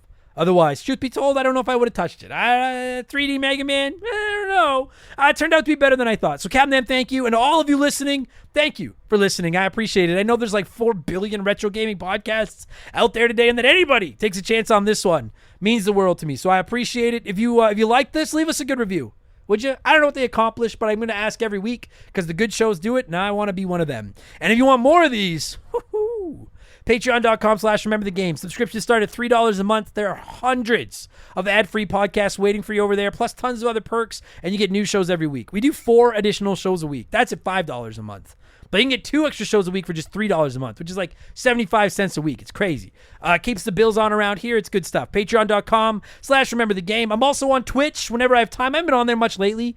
Try to get on there a couple times this week. Twitch.tv/rememberthegame. Do not forget, Friday, November 3rd to Saturday, November 4th, I will be streaming 24 hours to raise money for the Stollery Children's Hospital here in Edmonton with Extra Life. More details will be coming up on that in the next, I'll have them all ready for next week.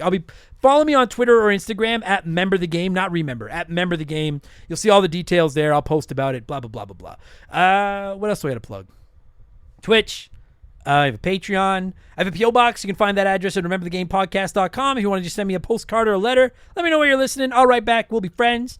And I think that's enough. I don't think I have anything else to plug. I'm going to thank some patrons, and then I'm going to get out of here. So thanks, everybody, for listening. If you are a patron, we'll be back tomorrow with Expansion Pass 182, where we'll talk about the side characters that deserve their own games. Game Patch will go live on Friday. We'll talk about all the biggest news in gaming, and we'll be back next week with a whole nother slab of podcasts, including Remember the Game 269, nice, which will hopefully be about Devil May Cry. We'll see over the next 7 days go. And my Starfield review will go live next Thursday for all our patrons. All right?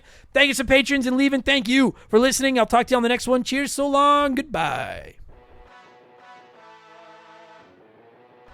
Remember the Game is brought to you by our Patreons. I could not puke up all the content I turn out every week without all of your support. The following people are at the senior executive vice president level or higher at patreon.com/rememberthegame, and I'm contractually obligated to thank them as quickly as possible. So in reverse alphabetical order, based on your email addresses, a huge thank you to Matt Zeus, Zach Shepard, Guy Who Does Things, Zane Donovan, Tunable Power, Joe Buck, Mizuru, Kia Pup, Darth Skywalter, Earl, Buy Me Bone Storm, or Go to Hell, Wolfgang Darren, Works For Me, Rush's Dog Walker, John Woodruff, Ryan Whitcomb, Lord Longrod Von Hugendon II, Wolf Magic 21, Tyler Bauer, B Cuz 19, Hired Goons, Who, Quiet Place Queen, Fuzzy 99, Beers of War, Tom Houlihan, Doogie, Timothy Sabrinsky, Theodore, Thomas Smith, Glue Scappin, Mike Maloney, That One Kid, Josh, Scary Terry, Frosty Feet 492, Thomas Childs, Ted Explosion, Kawa My Bunga, I get it. Atria Wormwood, Squints, C-Spin, Sour Goatface, Solomon Soto, AJ Mukherjee, Jimothy, Shoeboxers, DBXJ, Timmy the Exuberant Turtle, Steve Dalk, Scott Brooks, Blaine the Hoagie Man, Flinny123, Storm Beagle, Sam Carpenter, Mercury 869, Sabin, Squeak Nuts, Madame Nudsitch, Madame Nudsitch, I think I said that right. Wyatt the Surgeon Who's Not a Surgeon, Row, Knife Goes and Guts Come Out, Slick Rick, Brian Richmond, Titan 420, Nick Amos, Big Daddy Randall, S, Randy Barrett, Sean Ramos, Alex Ramos, Lotus, Phillip, Ryan Perry, Frosty Bear, Wilco, Austin from Past to Present Player Podcast, Donnie the Dude, Walter, Elephant Calves, B Money, Musty Beetle, Nicola, Nick Creature, Cam Nelly 23, Brian Neese, Nathan Tremblay, Naif E, Esteban Navarro, Mr. Papa Giorgio, Morgan, Zonko 504, Bulma Simp, Mellow Yellow 8787, Beef Dingleberry, Just Car Pranked, Uncanny, Alex McIntyre, Angry Ticks, Leroy Westrich, Clockwork Orange, These Nuts, Lord State Puffed, Mark Sneed, On My Foot, Gabe, Aaron Lawson, K-Atch, Postman, Ryan Kinchin, Marcus Mendoza, Kevin Monroe, The Keegs, Alexander Camp, Sleeper Hit, Fill Up My Mouth with Farts, Justin Blair, No One Cares, Stud Still Smash, Jeff Bergeron, Jordan Chugger 22, Oroku Saki's Gardner, Johnny from Virginia, Laces Out Dan, Johnny Zubu 81, Beaver Boy, John M. Watkins, Jake Callahan, The Big Deal, Nothing Can Possibly Go Wrong, Jake Carter, Can't Destroy Her, Donna the Adult Children Podcast, Max Lagroom, Sharonic, It's That Nerd, James, Radioactive Man, James Juan Francesco, Isaias, Philip Ramsey, Phil Lencher, Liquor Like Luigi, Holmes, Faded Sufferance, Diablo, Spartan, Lucas Valadez, Jameer Williams, Maverick Marty, G9 PSX, Graham Kennedy. I'm taking a drink of water in the middle of the shoutouts. I don't even care. VOS Rager, Lil Bunny Fufu 89, Fraser Burns, Big the Cat, Raging Irish, E-Man Trucker, Eric James, Ballsack, Teabagger, Eric Hopewell, Forsaken Hero, Franklin Badge, Dr. Nightmare 23, Joe the Sandman, Them Boys on the Roof, Chevy Boy 9211, David Schroeder, Doug Dorn, Carbon Fiber Zombie, The Supreme Choserizo, Decoy Man, Digital Dave, Dakota Guy, Oh My God It Froze, Dave McGee, Chris Williams, Daniel, Fallen Snow Kiku, Cesar, Robier, Juris Dr. Mario, Neil Cooper, The Fletchman, Colin Bollinger, Cody Richardson, Scissor Fist, James Clark, Jugs of Venom, K, Adam Blank's Evil Twin, Christopher Britt, Christian Gabriel, Makeshift Mellow Magic Money, Triple, Chris Hill, Chris Fleury, Lever Trahey, Adam Blank Stills reviewed Mario Galaxy, Cody Thompson, Hitchy Poo, Burt Macklin, Bula, Roger Staubach's Pool Cleaner, Elijah Burns, High Plains Drifter, General Fury, Matt Babineau, Bobby Litton, Blobby Rogers, Ian, Nerdy Hybrid, I'm struggling now. Captain N, Biddy, Dan of DNA Gaming, Dan Fusselman, Hagel Waffle, It's OG, Brandon DeZeba, Zamatos, It's the Bigfoot, Benjamin Atkins, Bearded Bastard, Andrew Wright, Dave Thompson, Andy Hudson, Andre, Adam Blank Loves Mario is Missing, Itchy Nutsuru, Alex R, A-Town, West Gen, a dude named Adam Martinette, Just a Fish and AB Killing. Thanks, everybody. See you later. Cheers. Goodbye.